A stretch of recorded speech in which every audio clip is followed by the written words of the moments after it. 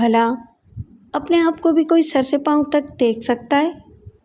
صرف آئینہ دکھا سکتا ہے، مگر وہاں آئینہ نہیں تھا، ایک سنسان سا راستہ تھا اور وہ اپنے آپ کو دیکھ رہی تھی۔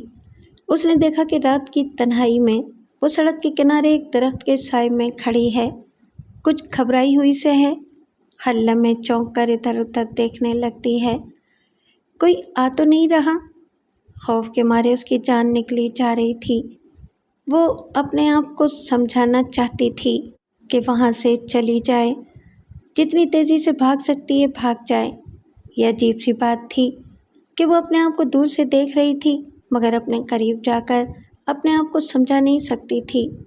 اس کے سر پر بوڑھے برگد کا سایہ تھا اور اس کی بوڑھی لٹیں اس کے آس پاس اس طرح جھول رہی تھیں جیسے اسے اپنی گرفت میں لے کر یا اپنی لٹوں کا پھندا بنا کر پھانسی پر چڑھا دینا چاہتی ہوں۔ وہ بچپن سے سنتی آئی تھی کہ برگد کے درختوں میں چڑیلیں پناہ لیتی ہیں، لیکن وہ چڑیلوں سے ڈرتی نہیں تھی اور نہ ہی اسے کوئی عاصبی خیال دہشت زدہ کرتا تھا۔ اس کے باوجود کوئی انجانا سا خوف اس کے رگوں پہ میں دوڑ رہا تھا۔ تب اس نے دیکھا کہ جہاں اس کی ہمزاد کھڑی ہوئی تھی، ٹھیک اس کے پیچھے ایک انسانی سایہ سا جھلک رہا تھا۔ پہلے وہ سایہ واضح نہیں تھا۔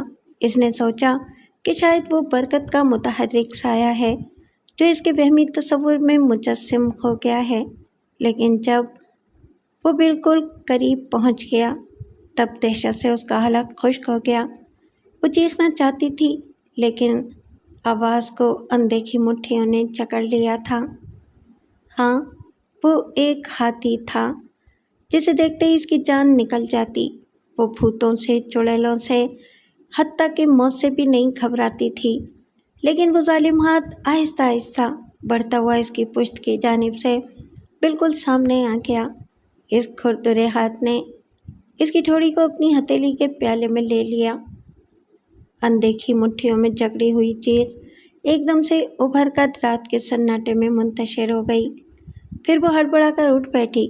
اس کی آنکھ کھل گئی تھی اور وہ فوم کے ملائم بستر پر بڑے آرام سے بیٹھی ہوئی تھی۔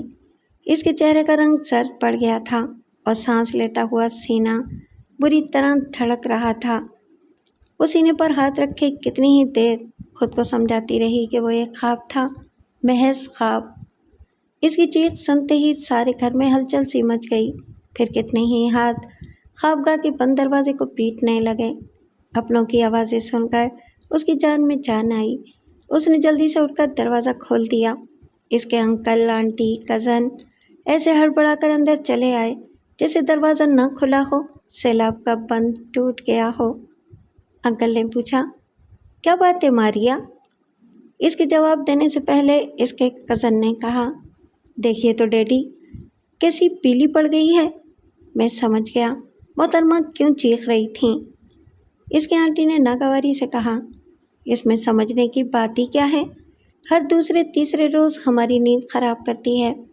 پتہ نہیں رجب کا مہینہ کب آئے گا اور اس سے جان چھوٹے گی۔ اس کے کزن نے کہا، ممی، ماریا نے آدھی رات کو چیخ ماری ہے اور آپ کی اطلاع کے لیے عرض ہے کہ ٹھیک آدھی رات کے بعد سے رجب کا مہینہ شروع ہو چکا ہے۔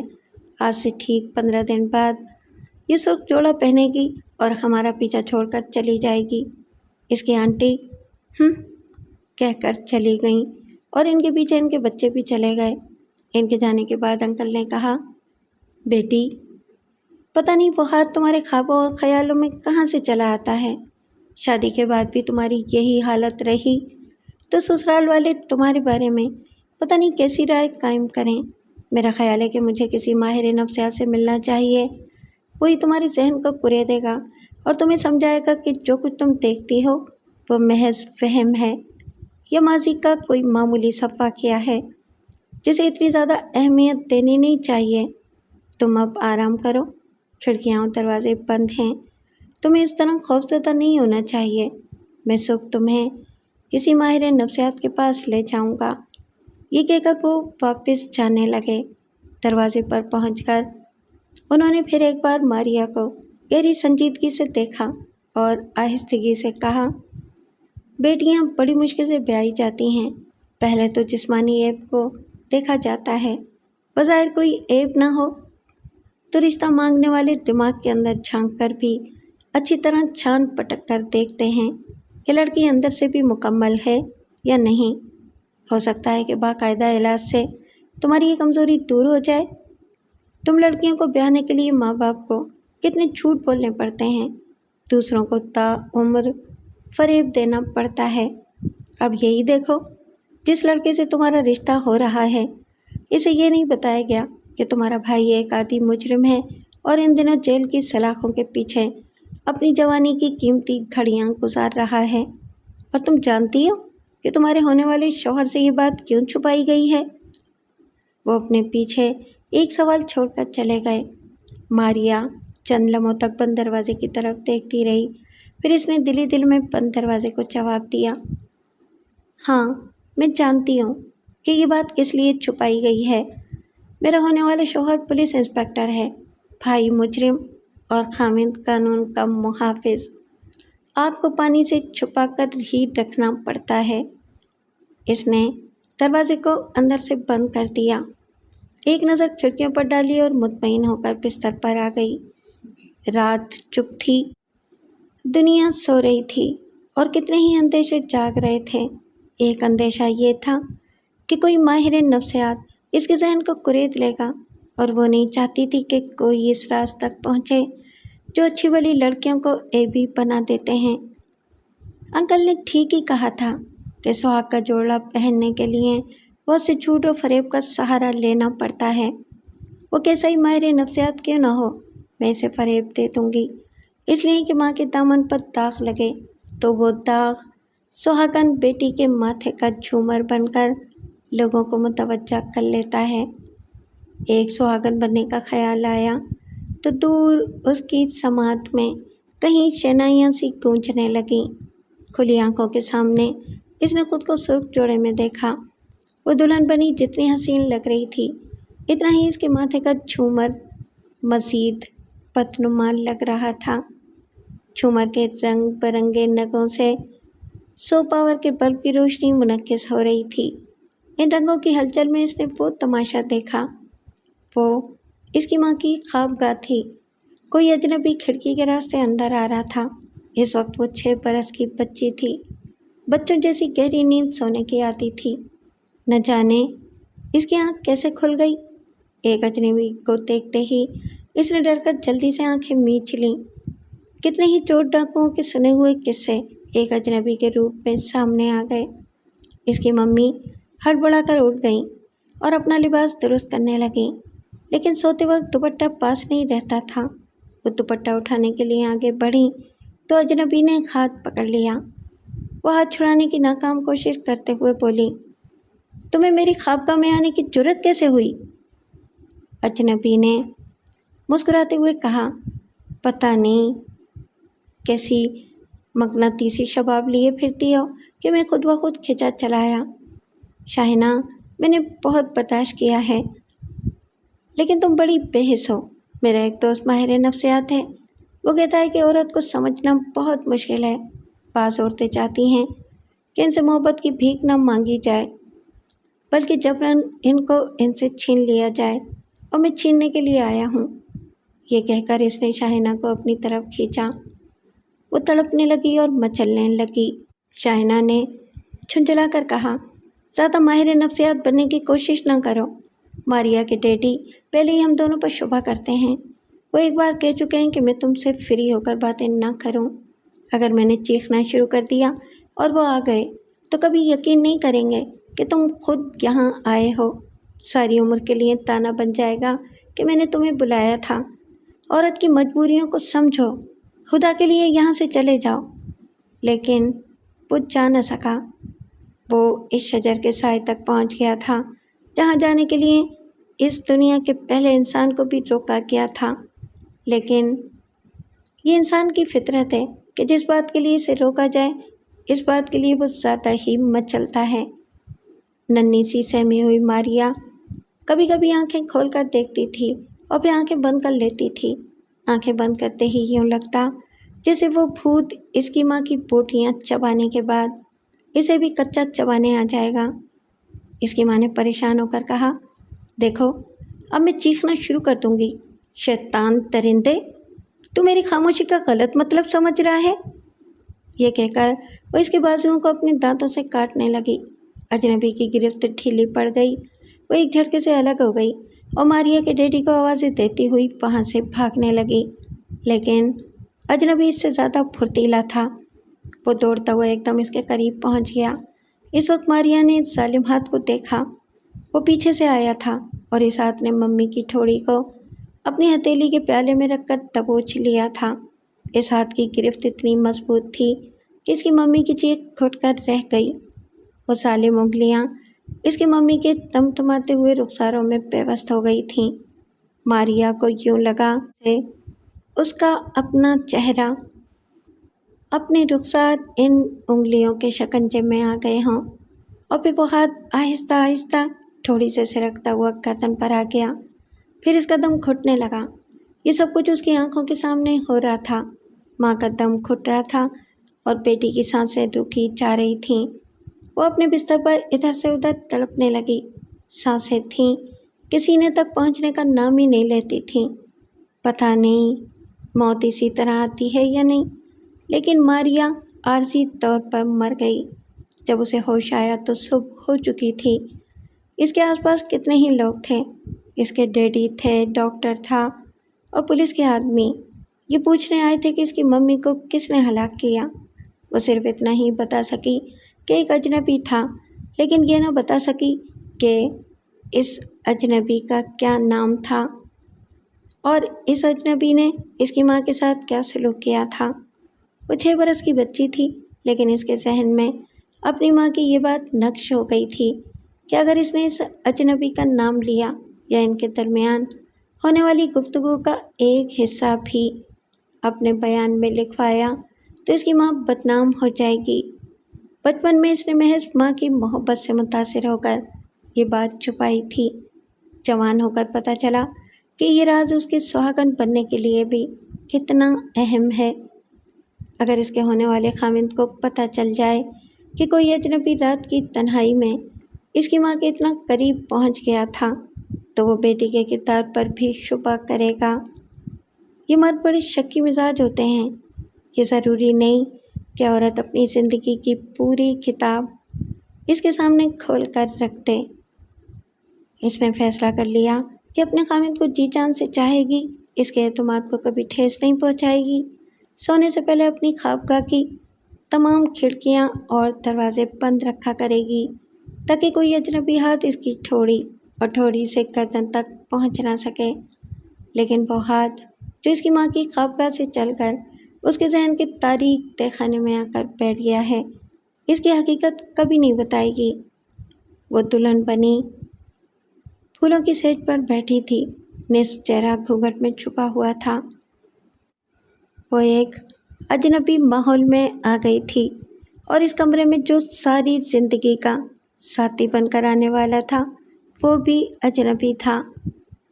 वो तना घुटनों की तरफ सर झुकाए बैठी थी। वो जब भी तनाव होती तो अपनी आदत के मुताबिक माजी की तरफ लौट जाती थी और वहाँ से जितने ज़ख्म मिले थे इन पर उम्मीद के मरहम रखती जाती थी। एक ज़ख्म था माँ की बदनामी, दूसरा ज़ख्म था भाई की जुदाई, जिसे होश संभालने के बाद अब तक देखा नहीं था, लेकिन आज इसे माजी याद नहीं आ रहा था। हिनाई खुशबू, ज़ेवरात की झिलमिलाहट, सुहाग के जोड़े की आतिशी रंगत ऐसी होती है कि लड़कियां वक्ती तौर पर बड़े से बड़े अलमिए को भुला देती हैं। ऐसे वक्त घूंघट के साए में सिर्फ मुस्तकबिल का सपना नज़र आता है। वो सिर्फ अपने खामिद के मुतालिक सोच रही थी। मोहब्बत के अनदेखे तोहफे इसे मिलने वाले थे। इसकी सहेली ने एक बहुत ही अहम बात बताई थी। इसने कहा था कि जब खामिद अजनबी हो और इसके मिजाज से वाकफियत ना हो तो इसे आजमाने का और इसके मिजाज को समझने का आसान नुस्खा ये है कि औरत दुल्हन बनकर शर्माती रहे। जब वो घूंघट उठाकर चेहरा देखना चाहे तो फिर वो अपनी घबराहट का इजहार करे और बड़े ही शर्मीले लहजे में पानी तलब करे। अगर خاوند پانی اسے اپنے ہاتھوں سے پلائے تو سمجھ لینا کہ وہ فرما بردار قسم کا خاوند ہے۔ ماریا نے سوچ رکھا تھا کہ وہ بھی یہی نسخہ آزمائے گی۔ دروازے پر آہٹ سی ہوئی۔ وہ ایسے سہم کر سمٹ گئی جیسے اچانک ہی کسی شکاری نے رائفل کا گھوڑا چڑھایا ہو۔ سہمنے اور سمٹنے کے باوجود اس نے گھونگھٹ کے افق سے دیکھا۔ دروازہ بند نظر آیا، قدموں کی چاپ نہیں تھی اور اس تنہا کمرے میں کسی دوسرے کے وجود کا اندازہ نہیں ہو رہا تھا، مگر کوئی تھا اور اس کے پیچھے تھا۔ کمرے میں مدھم مدھم سی خوابہ پر روشنی اونگ رہی تھی اور اس خواب دیکھنے والی کے پیچھے خواب و خیال کا وہ بھاری بھرکم اور کھردرا سا ہاتھ سرخ جوڑے کے پس منظر سے طلوع ہو رہا تھا۔ پھر وہ ہاتھ ذرا آگے بڑھا، اس کے بائیں کان کے قریب سے گزرتا ہوا اس کے گھونگھٹ کے سنہرے کنارے سے ٹکرا گیا۔ گھونگھٹ میں ذرا سی ہلچل مچ گئی۔ ماریا نے سہم کا سر اٹھایا۔ اسی وقت اس کی ٹھوڑی اجنبی ختیلی کے پیالے میں آ گئی۔ ایک ساتھ کے لیے اس کے دیدے پھیل گئے۔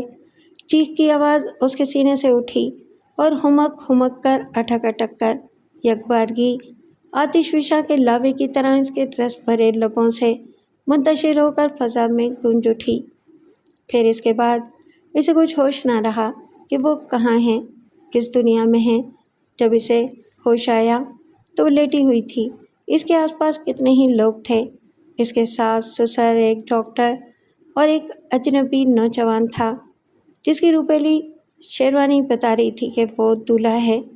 ڈاکٹر اس سے چیخنے اور خوفزدہ ہونے کی وجہ پوچھ رہا تھا اور اس کا خاوند ہچکچاتے ہوئے کہہ رہا تھا، میں اس کمرے میں آیا تھا، یہاں تو ایسی کوئی چیز نہیں ہے جسے دیکھ کر یہ خوفزدہ ہو جاتی۔ انہوں نے مجھے بھی نہیں دیکھا تھا۔ میری سمجھ میں نہیں آیا کہ یہ آپ ہی آپ چیخ مار کر بے ہوش کیسے ہو گئیں۔ ماریا سے پوچھا گیا تو اس نے بڑی خاموشی سے کچھ اس طرح نکاہت کا اظہار کیا کہ ڈاکٹر نے اس کے شانے کو تھپک کر بڑی نرمی سے کہا، ابھی کچھ نہ بولو، تمہیں خاموشی اور آرام کی ضرورت ہے۔ پھر اس نے اس کے سسرال والوں سے کہا، دلہن کو تنہا نہ چھوڑا جائے، اور اس نے بات کو ادھورا چھوڑ کر اس کے خاوند کو دیکھا اور بڑی آہستگی سے معنی خیز انداز میں کہا، اور آج دلہن کو ڈسٹرب نہ کیا جائے۔ یہ کہہ کر وہ اپنی دواؤں کا بیگ اٹھا کر چلا گیا۔ اس کے ساس سسر تھوڑی دیر تک اسے تسلیاں دیتے رہے اور اسے سمجھاتے رہے کہ یہ اس کے لیے اجنبی ماحول ضرور ہے، لیکن وہ سب اس کے دشمن نہیں ہیں۔ اگر کسی سے خوف آتا ہو تو بلا جھجک کہتے، اس کے دل سے خوف و دہشت دور کرنے کی کوشش کی جائے گی۔ اسے سمجھانے کے دوران اس کی ساس نے اپنے خاوند کو آنکھوں ہی آنکھوں میں اشارہ کیا کہ چلو یہاں سے۔ وہ دونوں وہاں سے چلے گئے۔ کمرے میں اب اس کا صرف دولہا رہ گیا۔ وہ شرما کر اٹھنے لگی تو اس نے آگے بڑھ کر کہا، یہ شرمانے کا موقع نہیں ہے، ڈاکٹر کہہ کر گیا ہے کہ تمہیں زیادہ سے زیادہ آرام کی ضرورت ہے۔ وہ اٹھنا چاہتی تھی مگر اس نے جبراً اسے لٹا دیا اور مسکراتے ہوئے بولا، میں پولیس انسپکٹر ہوں۔ اب تک اس خوش فہمی میں مبتلا تھا کہ صرف مجرم ہی مجھے دیکھ کر چیخ کر بھاگتے ہیں۔ پتہ چلا کہ جسے اپنی زندگی کا ساتھی بنایا وہ بھی مجھے دیکھ کر چیخ مارتی ہے۔ وہ اپنی ہتھیلیوں سے اپنے چہرے کو چھپاتے ہوئے بولی، میں آپ سے شرمندہ ہوں۔ اس نے ہنستے ہوئے کہا، تم شرمندہ ہو اور میں بھی یہ سوچ کر شرمندہ ہوں کہ پولیس والوں کے چہرے کتنے بھیانک ہوتے ہیں۔ وہ ندامت سے بولی، مگر میں نے تو آپ کو دیکھا بھی نہیں تھا، میں بیٹھی ہوئی تھی کہ اچانک ہی کسی کا ہاتھ میری ٹھوڑی اور گردن تک آ گیا۔ اس کے انسپکٹر خامد نے کہا لگاتے ہوئے کہا، بھائی وہ میرا ہاتھ تھا، کیا پیچھے سے ہاتھ آئے تو تم ڈر جاتی ہو؟ اس نے جواباً اس بات میں سر ہلایا۔ وہ پھر ایک بار ہنستے ہوئے بولا، عجیب اتفاق ہے، ایک پولیس انسپکٹر ہونے کی حیثیت سے میں اس بات کا عادی ہو گیا ہوں کہ مجرموں کو پیچھے سے جا کر پکڑتا ہوں۔ مجھے ایسا نہیں کرنا چاہیے تھا مگر میں اپنی عادت سے مجبور ہو کر تمہارے پیچھے آ گیا تھا۔ میرا یہ مذاق بہرحال مجھے مہنگا پڑا۔ دیکھو نا، ڈاکٹر معنی خیز انداز میں کہہ گیا ہے کہ میں تمہیں ڈسٹرب نہ کروں۔ یہ کہہ کر اس نے اس کے نازک سے ملائم ہاتھوں کو تھام لیا، پھر بولا، ڈاکٹر نے ہاتھ پکڑنے کو تو منع نہیں کیا ہے۔ ماریا نے کہا، میں بزدل نہیں ہوں، لیکن نہ جانے کیوں پیچھے سے کوئی ہاتھ آئے تو میری جان نکل جاتی ہے۔ آپ مجھے سمجھنے کی کوشش کریں، محبوب کا ہاتھ کسی مجرم کا ہاتھ نہیں ہوتا کہ پیچھے سے آئے۔ آپ کا ہاتھ جب بھی محبت سے سامنے آئے گا، اس کی اہمیت میری جان سے زیادہ ہوگی۔ اس کے خامد نے حوصلہ پا کر اس کی جانب اپنا ہاتھ بڑھایا۔ یہ وہی ہاتھ تھا جس کا لمس پاتے ہی وہ چیخ مار کر بے ہوش ہو گئی تھی، لیکن اب وہ سامنے آیا اور محبت سے آیا تو ہماری شرم کے چھوئی ہوئی کی طرح سمٹ گئی۔ اس نے کہا، آؤ پہلے ہم ایک دوسرے کو اچھی طرح سمجھ لیں۔ تم نے نکاح پڑھانے کے دوران میرا نام سنا ہوگا۔ میرا نام مراد علی ہے اور میں تمہارا نام جانتا ہوں، لیکن اصل تعارف یہ ہوتا ہے کہ ایک دوسرے کے مزاج سے آشنائی ہو، اور مزاج تو رفتہ رفتہ سمجھ میں آتے ہیں۔ جیل کی آہنی سلاخوں کو توڑ کر نکلنا بچوں کا کھیل نہیں ہے۔ اس کے لیے ضروری ہے کہ قانون کے محافظ بھی مجرموں کا ساتھ دیں۔ ایک سپاہی نے اس کا ساتھ دیا تھا، آہنی دروازے کا تالا توڑنے میں اس کی مدد کی تھی اور اسے فرار ہونے کا موقع دیا تھا۔ جب وہ جیل کے احاطے کی اونچی دیوار پر چڑھ گیا، تب اس سپاہی نے خطرے کا الارم بجایا۔ جیل کی وسیع چار دیواری میں ایک ہلچل سی مچ گئی۔ وزنی بوٹوں سے زمین کی چھاتی دہلنے لگی، لیکن وہ جیل کی اونچی دیوار پر دوڑتا رہا۔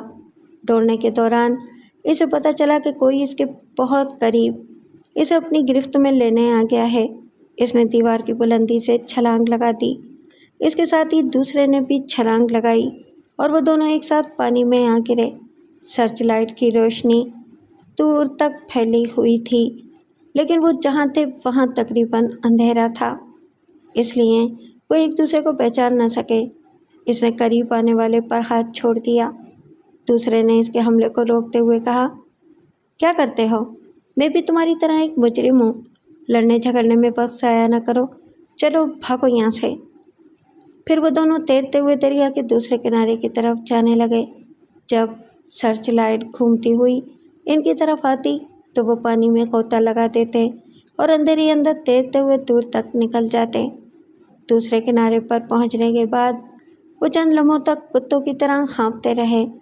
انہوں نے پلٹ کر دور جیل کی چار دیواری کو دیکھا اور پھر پلٹ کر بھاگنے لگے۔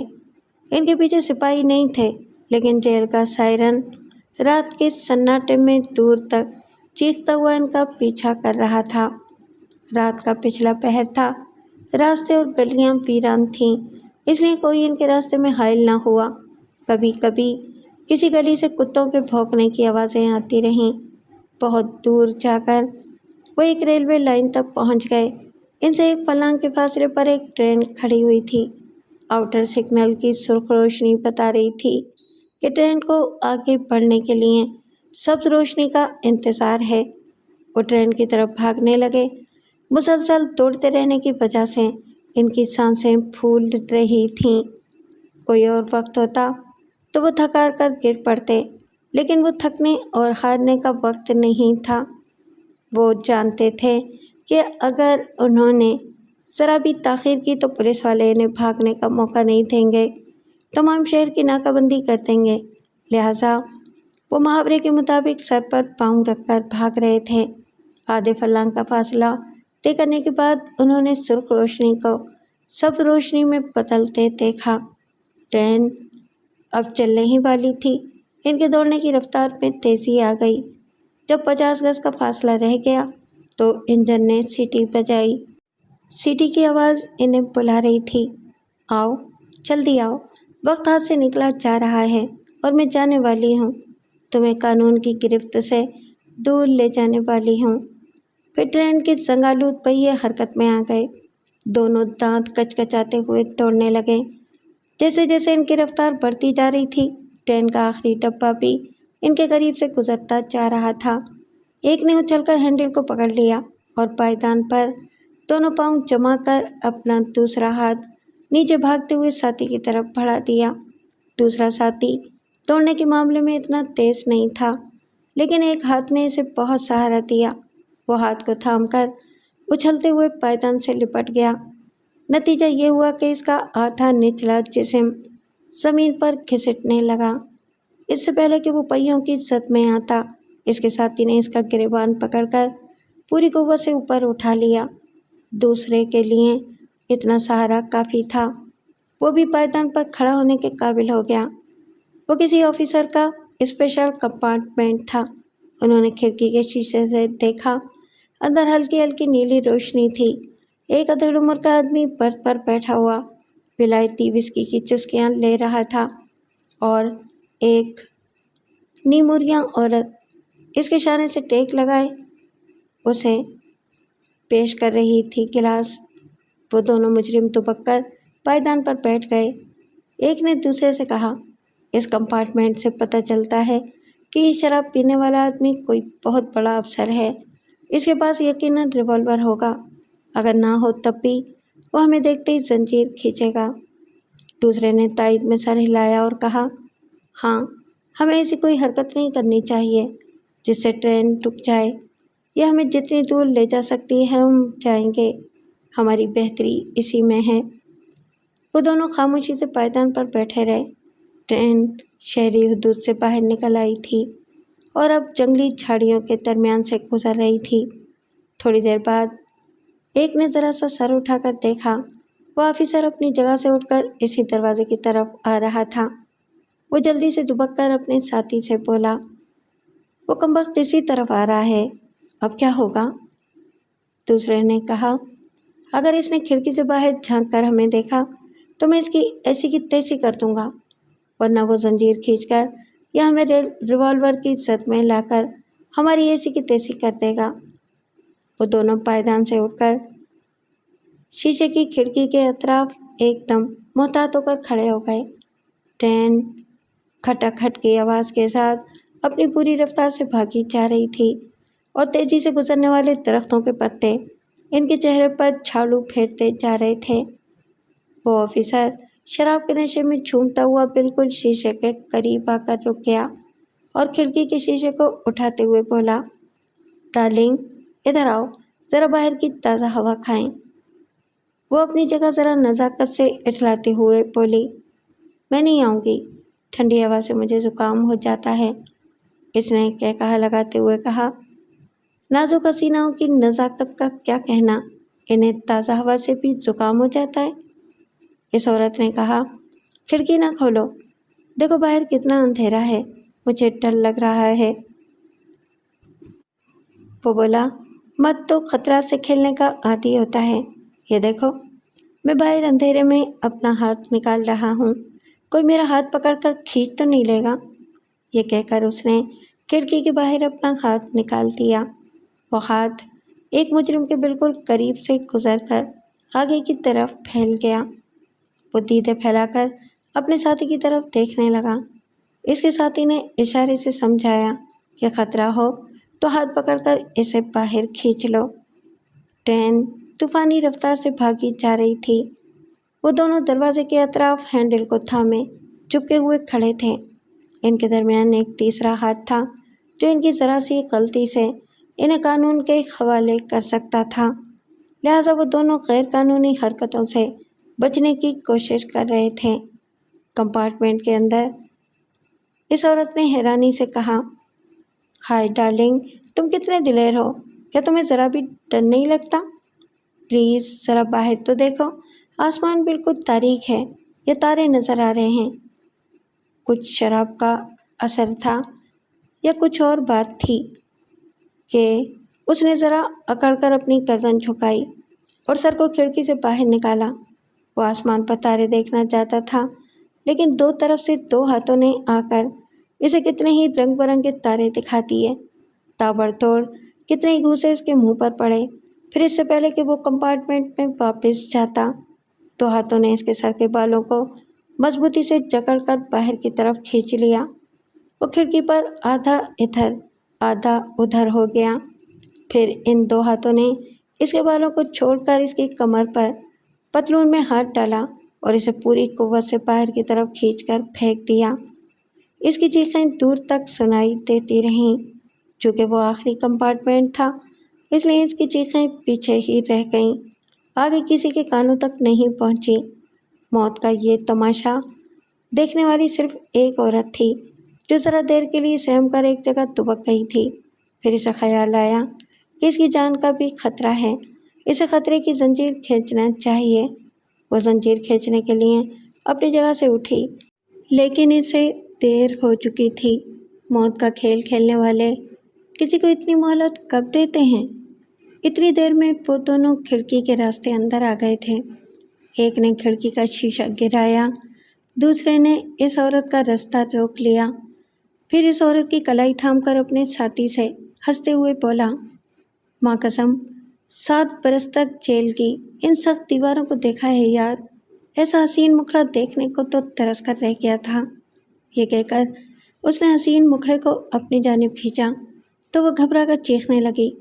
इसने एक उल्टा हाथ इसके मुंह पर रसीद कर दिया। वो लड़खड़ाती हुई पीछे की तरफ गई, मेज़ पर रखी हुई शराब की बोतल से टकराई और फर्श पर गिर पड़ी। वो अपनी दाढ़ी खुजाते हुए बड़ी सफाकी से बोला, साली आवाज़ करती है, अभी अपने दोस्त के साथ रंगरलियाँ मना रही थी। अरे मैं भी तो मर्द हूँ, फ़र्क सिर्फ इतना है कि अपनी हालत बिगड़ी हुई है। बदन पर कैदियों के कपड़े हैं, ला उस साहब बहादुर के कपड़े निकाल के ला, अभी मैं भी एक शरीफ आदमी बन जाऊँगा। इतने में दरवाजे के करीब खटका सा सुनाई दिया। इसका दूसरा साथी टॉयलेट में था और एक नौजवान की गर्दन पकड़कर इसे कंपार्टमेंट में ला रहा था। फिर इसने इसके सर पर एक चपत मारकर अपने साथी से कहा, ये उल्लू का पट्टा टॉयलेट में छुपा हुआ था। अबे मुँह से बोल, क्या कर रहा था टॉयलेट में? ये कहकर उसने फिर एक चपत रसीद की। वो हाथ जोड़कर रोने के अंदाज में बोला, तुम दोनों कौन हो? मुझे क्यों मार रहे हो? मेरे बड़े साहब कहाँ गए हैं? दूसरे साथी ने फिर एक चपत जमाते हुए कहा, अबे हमसे सवाल किए जा रहा है, हमारे सवाल का जवाब नहीं देता। पहले ये बता कि तू कौन है और टॉयलेट में क्या कर रहा था?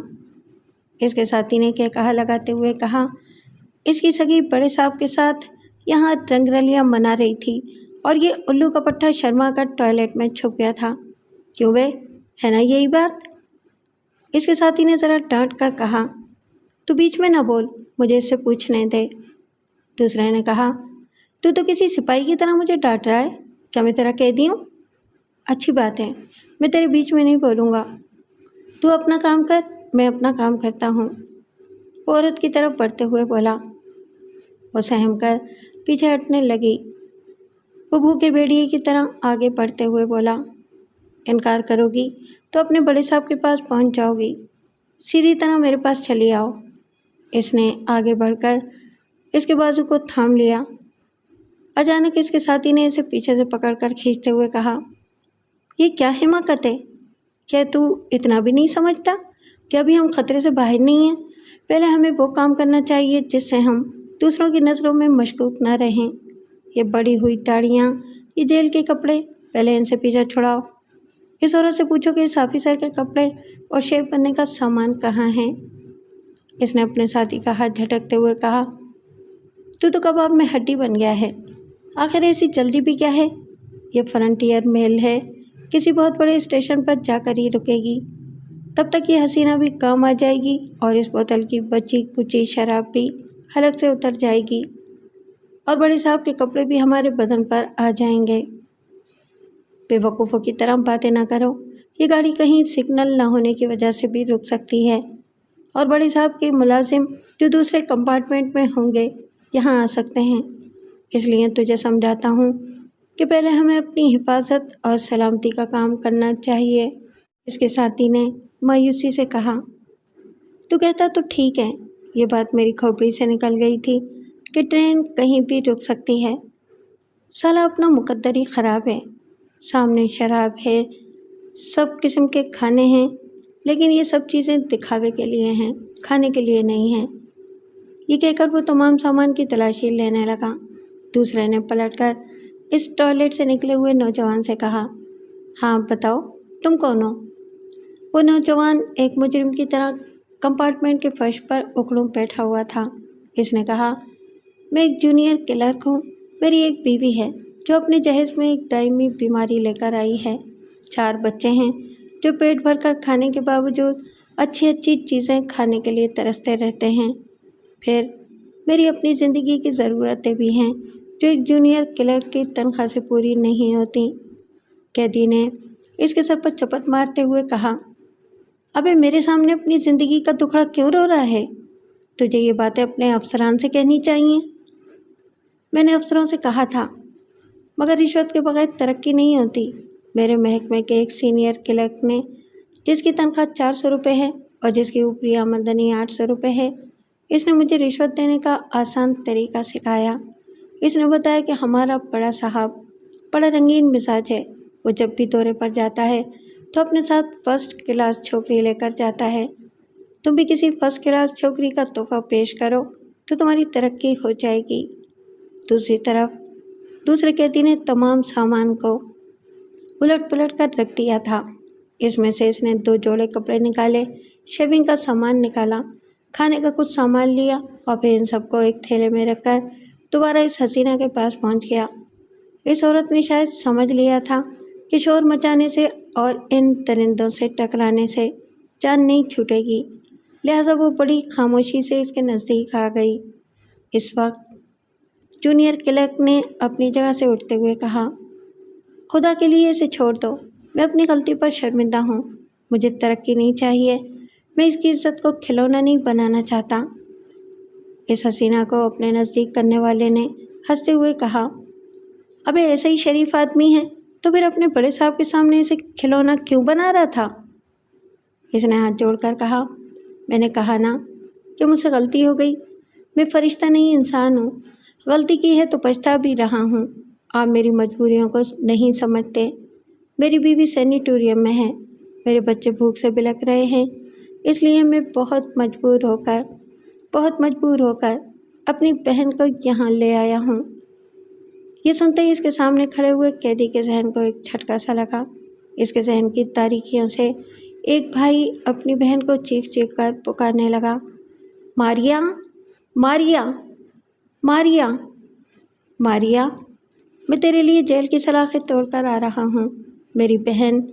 जितनी तेज़ी से इसका जहन चीख रहा था, उतनी ही तेज़ी से ट्रेन भागती जा रही थी।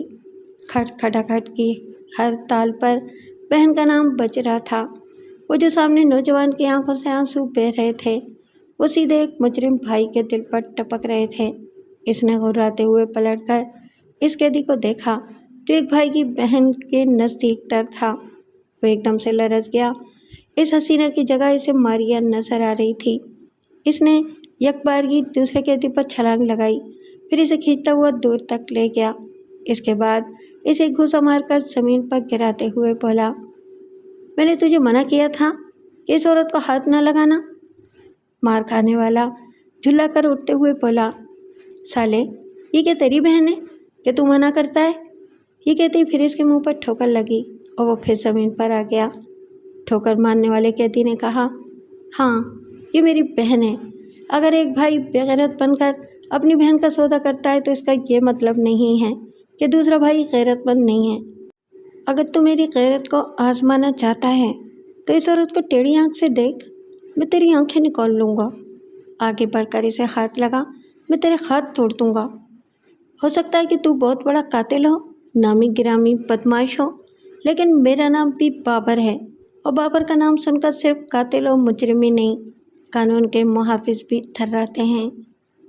ज़मीन पर गिरा हुआ कैदी अपनी बाँझों से रिसते हुए खून को पोंछते हुए अपने मुखातिब को गुस्से से देख रहा था। फिर वो ज़मीन पर से उठते हुए और इस औरत को कनखियों से देखते हुए सोचने लगा, बाबर का नाम तो मैंने भी सुना है। वाकई ये है तो बड़ा ख़तरनाक, लेकिन मैं इससे कमज़ोर तो नहीं हूँ। और फिर एक औरत के सामने मार खाकर खामोश रह जाना बड़े शर्म की बात है।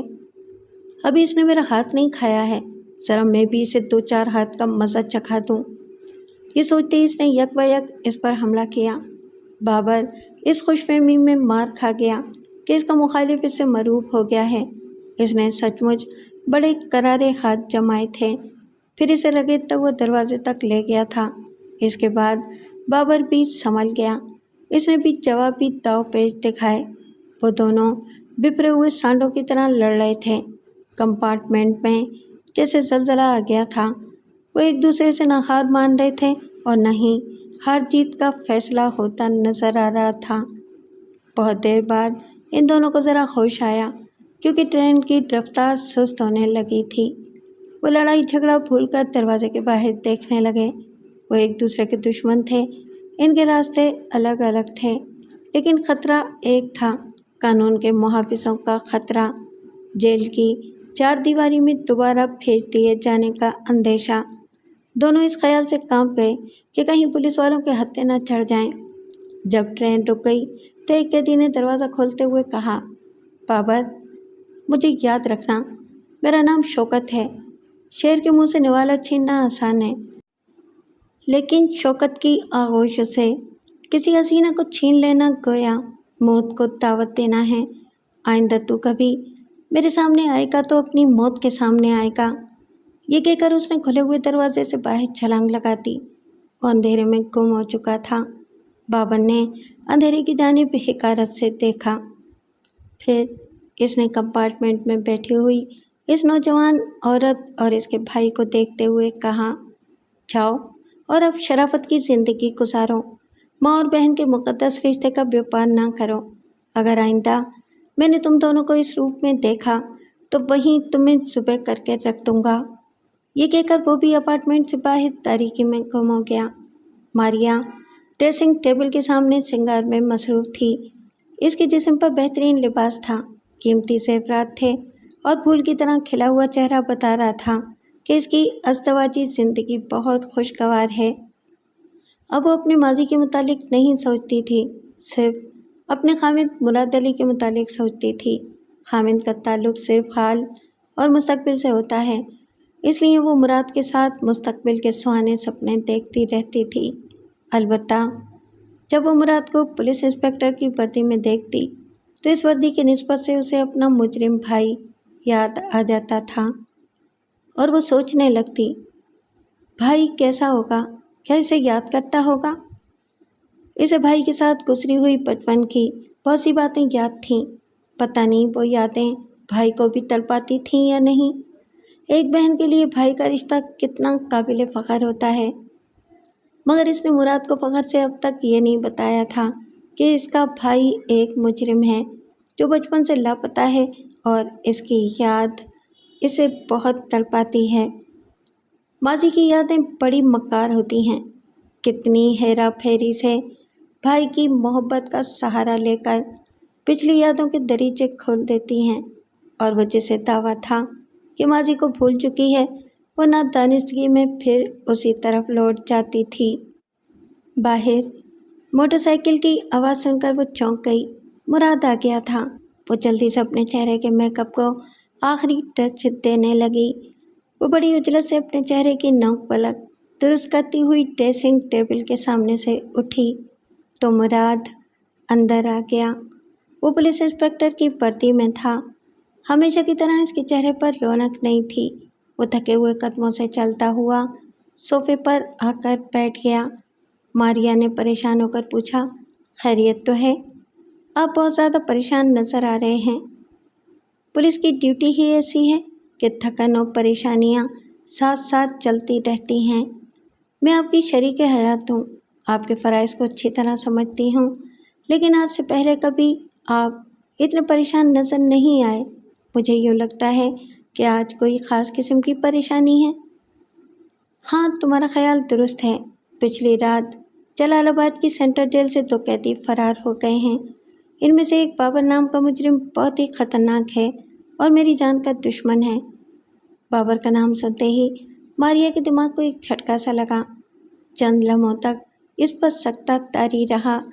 इसने होश संभालने के बाद अपने भाई को देखा नहीं था, लेकिन इसके अंकल कभी कभी इसके मुतालिक कुछ न कुछ बताते रहते थे और ये भी ताकीद करते रहते थे, भाई को मैके की 4 दीवारी में याद करो और ससुराल की बसी दुनिया में जाकर भूल जाओ कि तुम किसी की बहन हो। उन्होंने ये भी बताया था कि इसका भाई बाबर ان دنوں جلال آباد کی سینٹرل جیل میں ہے۔ سکتے کے عالم میں وہ چند ساتیں صدیوں کی طرح گزر گئیں۔ مراد نے اسے جھنجھوڑ کر پوچھا، کیا بات ہے؟ تم تو بالکل پتھر کا مجسمہ بن گئی ہو۔ شاید یہ بات تمہیں خوف زدہ کر رہی ہے کہ بابر میری جان کا دشمن ہے۔ اس سے مجھے کیا فرق پڑتا ہے؟ کتنے ہی مجرم جو میرے ہاتھوں سے گرفتار ہوتے ہیں اور جن کے خلاف میں ٹھوس ثبوت فراہم کرتا ہوں، وہ سب میرے دشمن بن جاتے ہیں۔ میری ملازمت ہی ایسی ہے۔ آج سے پہلے میں کبھی اتنا پریشان نہیں ہوا، لیکن آج کی پریشانی محض تمہاری وجہ سے ہے۔ وہ چونک کر مراد کو دیکھنے لگی۔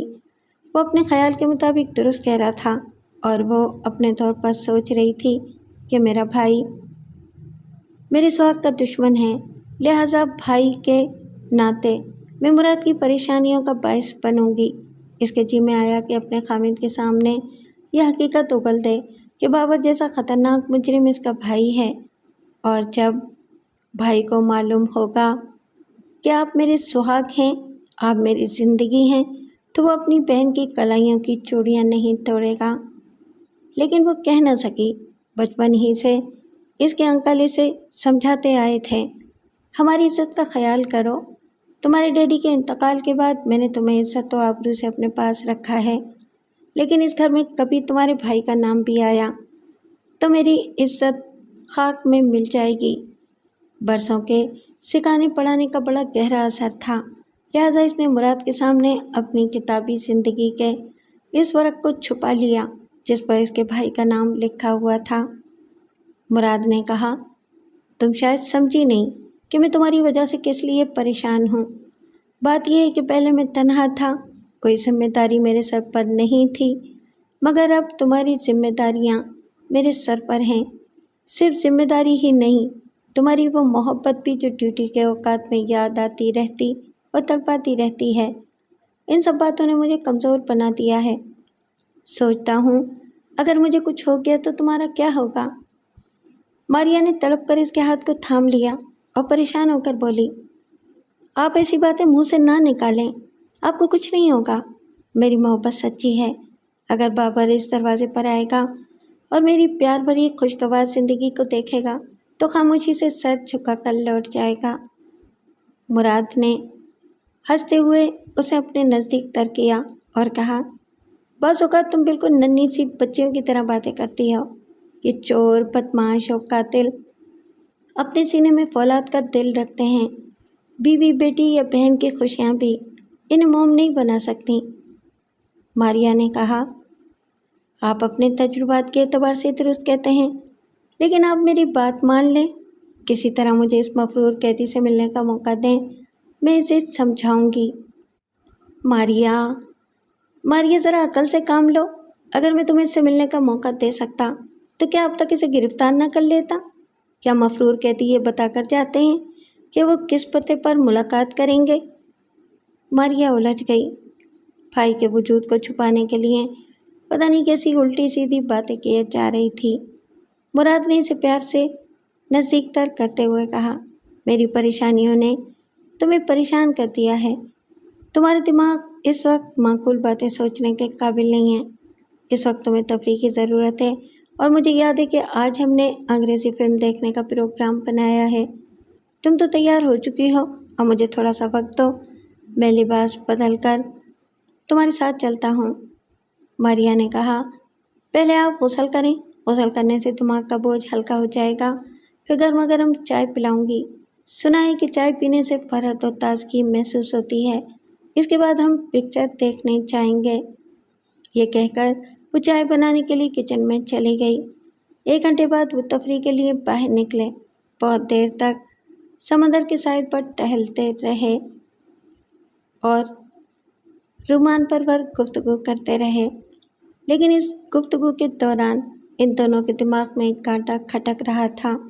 مراد کے دماغ میں ایک مفرور قیدی کی چبھن تھی جو اس کا جانی دشمن تھا، اور ماریا کے دماغ میں ایک مجرم بھائی کا رشتہ چبھ رہا تھا۔ جب وہ سینما ہال میں آ کر بیٹھے تو ان کا خیال تھا کہ کم از کم 2 گھنٹے تک انہیں تمام سوچ و فکر سے نجات مل جائے گی، اور وہ فلمی کہانی کی خیالی دنیا میں پہنچ جائیں گے۔ جب فلم شروع ہوئی تو اسکرین کے مناظر بڑے بھیانک ثابت ہوئے۔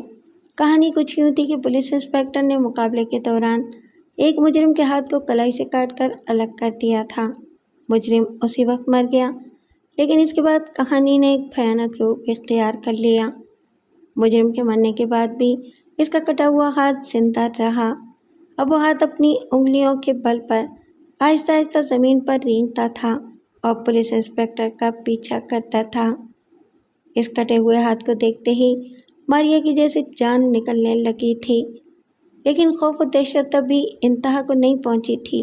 ابھی وہ رینگتا ہوا ہاتھ نگاہوں کے سامنے ہی تھا، اور جو ہاتھ سامنے سے آئے اس سے ماریا خوفزدہ نہیں ہوتی تھی، البتہ کسی بہت بڑے خطرے کے پیش نظر اس نے احتیاطاً مراد کے بازو کو تھام لیا تھا۔ فلم کا ہر منظر ایسا تھا کہ وہ ہر منظر کے نقطۂ عروج پر کانپ جاتی تھی۔ اس نے بڑی آہستگی سے لرزتے ہوئے لہجے میں مراد سے التجا کی، مجھے ڈر لگ رہا ہے، پلیز یہاں سے چلیے، یہ تفریح عذاب جاں بن گئی ہے۔ مراد نے اس کے ہاتھ کو ہاتھوں میں لے کر تھپکتے ہوئے کہا، تم واقعی ننھی سی بچی ہو بھائی، یہ تو محض ایک فلم ہے، سچ مچ کا واقعہ تو نہیں ہے کہ وہ ہاتھ تمہارے پاس آ جائے گا۔ میری جان، تم پولیس انسپکٹر کی بیوی ہو، تمہیں دلیر بن کر رہنا چاہیے۔ اس نے پھر التجا نہیں کی، دلیر بننے کی کوشش کرتی رہی، لیکن وہ ہاتھ کہانی کے کلائمیکس تک پہنچ رہا تھا اور زیادہ سے زیادہ دہشت انگیز بنتا جا رہا تھا۔ اس ہاتھ نے چشمے تصور میں اس کی ماں کو سامنے لا کر کھڑا کر دیا، اور وہ 6 سال کی بچی سیمی ہوئی اپنے بستر پر سکڑی سمٹی سی پڑی ہوئی تھی، اور وہ ہاتھ اس کی ماں کی لاش پر سے گزرنے کے بعد اس کی طرف آ رہا تھا، اور پیچھے سے آ رہا تھا، کیونکہ اس نے حال کے اندھیرے میں بیٹھے ہی بیٹھے ہاتھ کی کلائی کو اپنی گردن سے مس ہوتے ہوئے محسوس کیا۔ پھر وہ ہاتھ اس کے دائیں کان کے قریب سے گزرتا ہوا اس کے رخسار کو چھوتا ہوا اس کی ٹھوڑی کے نیچے ہتھیلی کا پیالہ بن گیا۔ اس نے ایک زور کی چیخ ماری، پھر اسے ہوش نہ رہا کہ اس کی چیخ نے سینما ہال میں کیسی کھلبلی مچا دی تھی، اور مراد کو یہ کہنے کا موقع ہی نہ ملا کہ حال کی تاریکی سے فائدہ اٹھا کر اس نے اپنی پیاری بیوی کو نزدیک کرنے کے لیے اپنا ہاتھ بڑھایا تھا۔ بابر صبح سے شام تک جنگلوں میں بھٹکتا رہا۔ بھوک اور پیاس کی شدت سے اس کا برا حال ہو رہا تھا۔ شام کے قریب وہ ایک بستی میں پہنچ گیا۔ بستی میں داخل ہونے سے پہلے یہ معلوم کرنا ضروری تھا کہ اس کے فرار ہونے کی خبر اس علاقے کے تھانے تک پہنچ چکی ہے یا نہیں۔ وہ بستی چھوٹی سی تھی، 100-150 کچے پکے مکانات پر مشتمل تھی۔ بستی کے سرے پر جو مکان تھا وہ کھیتوں کی طرف دوسرے مکانات سے ذرا دور ہٹ کر تھا۔ کھلیان میں سوکھی زرد گھاس پر اونچا سا ایک پہاڑی نما ڈھیر تھا۔ وہ چھپتا چھپاتا اس گھاس کی بلندی تک پہنچ گیا۔ اس نے سوکھی ہوئی زرد گھاس کے تنکوں کو اپنے اوپر ڈال لیا اور ایک ذرا سا سر نکال کر بستی کا جائزہ لینے لگا۔ دور، بہت دور، جہاں بستی کی گھنی آبادی تھی، وہاں کچھ لوگ نظر آ رہے تھے۔ شام کا اندھیرا پھیلنے لگا تھا، سردی بڑھتی جا رہی تھی، اس لیے لوگ اپنے مکانوں کی 4 دیواری تک محدود ہو گئے تھے۔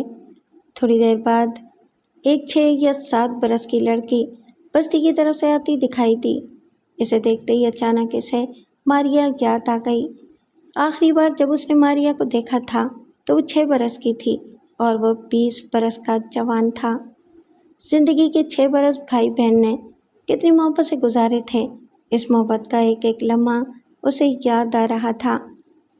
تقدیر کتنی ظالم ہوتی ہے، صرف 6 برس کے لیے ننھی سی معصوم بہن کی محبت دی، پھر اسے عمر بھر کے لیے جیل کی سلاخوں کے پیچھے بھیج دیا۔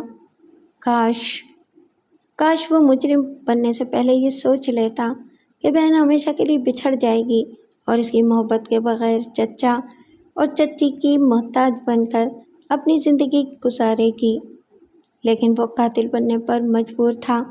اس نے دیکھا تھا کہ اس کے ڈیڈی کو شراب نوشی نے بے حد کمزور بنا دیا تھا۔ ڈیڈی وقت سے پہلے بوڑھے ہو گئے تھے اور ممی وقت گزرنے کے بعد بھی جوان تھیں، اور ڈیڈی کا ایک عیاش دوست شمشاد علی اس کی ماں پر بری نظر رکھتا تھا۔ وہ اس رات جاگ رہا تھا جب شمشاد علی چوروں کی طرح اس کی ماں کی خوابگاہ میں کھڑکی کے راستے داخل ہوا تھا۔ اس نے شمشاد علی کو خوابگاہ میں داخل ہوتے نہیں دیکھا تھا، اسے واپس بھاگتے ہوئے دیکھا تھا، لیکن اس وقت اسے للکارنے کا مطلب یہ ہوتا کہ اس کی ماں بدنام ہو جاتی۔ وہ ماں کی موت پر بظاہر خاموش رہا، لیکن انتقام کی آگ اس کے اندر لاوے کی طرح پکتی رہی۔ دوسری رات اس نے شمشاد علی کی خوابگاہ میں جا کر اسے قتل کر دیا۔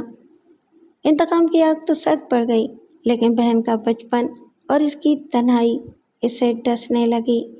1 سال کے بعد اس کے چچا نے آ کر بتایا کہ اس کے ڈیڈی کا انتقال ہو گیا ہے اور وہ ماریا کو اپنے گھر لے کر جا رہا ہے۔ وہ وقتی طور پر کسی حد تک مطمئن ہو گیا، لیکن 10 سال بعد جب اسے پتہ چلا کہ اس کی بہن جوان ہو چکی ہے اور بیاہنے کے قابل ہو گئی ہے، تو وہ بہن کو ایک نظر دیکھنے کے لیے تڑپ گیا۔ اس کے چچا نے کہا تھا، تمہاری محبت اس کی زندگی سنوار نہیں سکتی۔ تم نے جو قتل کیا ہے، اس جرم کا داغ تمہاری بہن کی پیشانی پر اس قدر نمایاں ہو گیا ہے کہ اب میں جلال آباد چھوڑ کر حسن آباد جا رہا ہوں۔ یہاں اس کا رشتہ نہیں آتا کیونکہ وہ ایک قاتل کی بہن ہے۔ تم نے 10 سال کے عرصے میں کئی بار جیل سے فرار ہونے کی کوشش کی ہے۔ میں تم سے یہ کہنے آیا ہوں کہ اگر تم کبھی فرار ہونے میں کامیاب ہو جاؤ تو ماریا کی طرف رخ نہ کرنا اور نہ ہی کسی کو بتانا کہ تم اس کے بھائی ہو۔ اگر تم چاہتے ہو کہ تمہاری بہن سہاگن بنے تو ایک بار پھر قاتل بن کر بھائی کے رشتے کو قتل کر دو۔ اس کے لیے مر جاؤ، بس میں یہی کہنے آیا تھا۔ یہ کہہ کر اس کے چچا جانے لگے۔ بابر نے جیل کی سلاخوں سے ہاتھ بڑھا کر کہا، ٹھہریے، میں آپ کے مشورے پر عمل کروں گا، لیکن ایک بار اسے دیکھنا چاہتا ہوں۔ کیا ایسا نہیں ہو سکتا کہ اجنبی بن کر ہی اسے ایک بار دیکھ لوں؟ اس کے چچا نے سختی سے کہا، نہیں، میں نے ایک بار کہہ دیا ہے کہ تم اس کے لیے مر جاؤ۔ کہیں ایسا نہ ہو کہ وہ تمہارے لیے مر جائے، کیونکہ کوئی بھی عورت، خواہ وہ بیٹی ہو یا بہن، اپنے سہاگ پر آنچ آتے دیکھ نہیں سکتی۔ اور میں تمہاری اطلاع کے لیے یہ کہہ دوں کہ اس کا رشتہ انسپکٹر مراد علی سے ہونے والا ہے، جس نے تمہیں گرفتار کیا تھا اور جس کے متعلق تم نے کہا تھا کہ جیل کی سلاخوں سے باہر آ گیا تو اسے ضرور قتل کروں گا۔ اب تم ان سلاخوں کے پیچھے سوچتے رہو کہ اپنی بہن کا سہاگ اجاڑ سکتے ہو۔ وہ سوچتا رہ گیا اور اس کے چچا چلے گئے۔ وہ چند دنوں تک بڑی کشمکش میں رہا۔ یہ تو ہو نہیں سکتا تھا کہ وہ اپنی معصوم بہن کے سہاگ کا دشمن بن جاتا۔ پھر جس دن اسے شادی کی اطلاع ملی، اس نے اسی دن انسپکٹر مراد علی کو معاف کر دیا۔ اس کے ساتھ ہی اس نے یہ فیصلہ کیا کہ اب جیل کی 4 دیواری میں زندہ نہیں رہے گا اور یہاں سے فرار ہو کر باقی زندگی کسی دوسرے ملک میں گزارے گا۔ یہاں رہ کر بہن کی یاد تڑپاتی رہے گی، مگر یہاں سے جانے سے پہلے وہ ایک بار اپنی بہن کو دیکھے گا، ایک بار اس کی زبان سے اپنا نام سنے گا۔ پتہ نہیں بہن کی زبان میں کیسی مٹھاس ہوتی ہے، نام کیسا ہی ہو، اس زبان کی ادائیگی سے خوبصورت بن جاتا ہے۔ بابر کو مجرم کہنے والوں کی دنیا میں صرف ایک ہی تو زبان تھی جو اسے بھائی کہہ سکتی تھی۔ وہ ایک گہری سانس لے کر جیل کی 4 دیواری سے لوٹ آیا اور گھاس کے ڈھیر میں لیٹے ہی لیٹے پھر اس 6 سالہ لڑکی کو دیکھنے لگا۔ اب وہ لڑکی قریب آ گئی تھی۔ بابر بے خوف و خطر گھاس کے ڈھیر سے باہر آ گیا۔ وہ لڑکی ٹھٹک کر بولی، کون ہو تم؟ بابر نے آرام سے دونوں پاؤں کو گھاس پر پھیلا کر بیٹھتے ہوئے کہا، کیا تم بھول گئی ماریا کہ میں تمہارا بھائی ہوں؟ لڑکی نے ہنستے ہوئے کہا، میرا نام ماریا نہیں مریم ہے، اور تم میرے بھائی کیسے ہو سکتے ہو؟ تم اتنے بڑے ہو، تمہاری داڑھی بھی کتنی بڑی ہوئی ہے، تم تو بوڑھے ہو، تم میرے بھائی نہیں ہو سکتے۔ میرا بھائی تو اتنا بڑا ہے، جوان ہے اور لام پر گیا ہوا ہے۔ بابر نے کہا، جب ماریا 6 برس کی تھی تو میں بھی تمہارے بھائی کی طرح جوان تھا اور تمہارے بھائی کی طرح زندگی کی جنگ لڑنے چلا گیا تھا۔ جب تمہارا بھائی لام سے واپس آئے گا تو وہ بھی میری طرح بوڑھا نظر آئے گا देखो, तुम मेरी मारिया बन जाओ, मैं तुम्हारा भाई बन जाता हूँ। तुम अभी बच्ची हो, तुम नहीं समझोगी कि इस तरह दौरे माजी में भाई बहन की मोहब्बत के गुजरे हुए लम्हात हमारी मुट्ठी में आ जाएंगे। लड़की ने मासूमियत से हाथ नचाकर कहा, पता नहीं तुम कैसी टेढ़ी मेढ़ी बातें करते हो। मेरा भाई भी ऐसी ही बातें करता था, इसलिए मैं तुम्हें भाई कहती हूँ। आओ, अब मेरे साथ घर चलो, ये मेरा घर है। यहाँ मेरे बूढ़े बाबा रहते हैं। मैं अपने बाबा के साथ रोज़ अपने भाई की वापसी का इंतज़ार करती रहती हूँ। वो अपनी जगह से उठ गया और बच्ची का नाजुक सा हाथ थामकर इसके मकान की तरफ बढ़ने लगा। इस वक्त रात की तारीकी फैल चुकी थी। मरियम ने मकान की तरफ देखते हुए कहा, आज बाबा को क्या हो गया है? अभी तक बत्ती नहीं जलाई। घर में अंधेरा हो तो मुझे बड़ा डर लगता है, मगर अभी तो तुम मेरे साथ हो ना, मुझे डरना नहीं चाहिए। बाबर ने उसके सर पर मोहब्बत से हाथ फेरते हुए कहा, हाँ, तुम्हें डरना नहीं चाहिए। मेरी बहन मारिया बहुत दिलेर है। चूँकि तुम मेरी बहन बन गई हो, इसलिए तुम्हें भी दिलेर बनना चाहिए। वो मकान के बरामदे में पहुंच गए। मरियम ने ऊंची आवाज़ में कहा, बाबा, तुमने बत्ती क्यों नहीं जलाई? दरवाज़ा खोलो, देखो मेरा एक भाई वापस आ गया है। मकान की तारीकी से एक बूढ़ी और जज्बात से लरसती हुई आवाज़ उभरी, मेरा बेटा शायद लाम से वापस आ गया है। मुझे जाने। बात मुकम्मल होने से पहले ही इसकी आवाज़ अंधेरे में घुट गई। यूँ लगा जैसे बूढ़े के मुंह पर किसी ने हाथ रख दिया हो। इसके साथ ही दबी दबी सी सरगोशियाँ सुनाई थीं। बाबर जैसा मुजरिम एकदम से मोहतात हो गया। इसने मरियम के कान के पास मुँह ले जाकर बड़ी आहिस्तगी से पूछा, क्या तुम्हारे बाबा के अलावा और भी कोई इस मकान में रहता है? मरियम ने नफ़ी में सर हिलाया। इसी वक्त अंदर से बूढ़े की आवाज़ आई, बेटी, अपने भाई से कहो कि अभी अंदर ना आए, अंदर अंधेरा है और ख़तरा। फिर इसकी आवाज़ घुट गई। आवाज़ बिल्कुल दरवाजे के करीब से आई थी। बाबा ने समझ लिया कि बूढ़े की आवाज़ को दबाने वाला भी दरवाजे के करीब ही है। इसने मरियम को इशारे से कहा कि वो बरामदे के आखिरी सिरे पर चली जाए। वो दौड़ती हुई चली गई। इसी वक्त बाबर ने दरवाजे पर एक ज़ोर की लात मारी। दरवाज़ा यकबारगी खुला और इसके पीछे खड़े होने वाले इसकी जद में आकर दूर तक लड़खड़ाते चले गए। बाबर ने अंदर दाखिल होकर दरवाजे को बंद कर दिया। अंदर गहरी तारीकी थी, हाथ को हाथ सुझाई नहीं देता था। बाबर कमरे के हुदूद अरबा से वाकिफ़ नहीं था। वो ये भी नहीं जानता था कि कौन सी चीज़ कहाँ रखी है। वो आगे बढ़ते हुए न जाने किससे टकरा गया, दोस्त से या दुश्मन से, लेकिन वो जो अंधेरे में थे वो किसी कदर तारीकी में देखने के काबिल हो गए थे। लिहाजा बाबर अंधेपन में मार खा गया। अचानक ही किसी का घूंसा इसके मुंह पर पड़ा था। इसे अंधेरे में तारे नजर आ गए। इस हिमाकत का एहसास होते ही कि इसे दरवाजे पर जमकर नहीं रहना चाहिए, वो फौरन ही हट गया। लेकिन दूसरी जगह पहुंचते ही दूसरा गुस्सा इसके पेट में लगा। वो तकलीफ की शिद्दत से कराते हुए ज़रा झुक गया।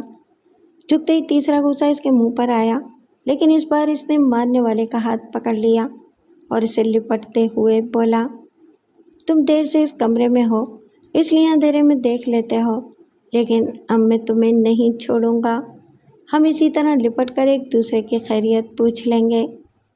दूसरा भी इससे लिपट कर इसे हिलाने की कोशिश करते हुए बोला, तुम्हारी आवाज़ तो कुछ जानी पहचानी सी लग रही है, कौन हो तुम?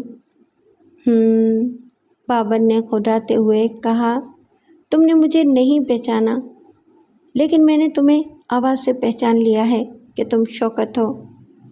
अच्छा, तो तुम बाबर हो। वो एकदम से बेफरकारी से पूरी कुव्वत से रगड़ने लगा। बाबर थोड़ी देर तक संभल न सका। इस दरिंदे के बहाव में आकर पीछे ही पीछे लड़खड़ाता हुआ एक दीवार से टकरा गया। तब उसे संभलने का मौका मिला। इतनी देर में अब वो भी अंधेरे में डूबकर देखने के काबिल हो गया था। इसने अपने सर से शौकत के सर पर एक जोरदार टक्कर मारी। शौकत का दिमाग झिनझिना कर रह गया। इसके संभलने से पहले ही सर की दूसरी टक्कर इसकी नाक पर लगी।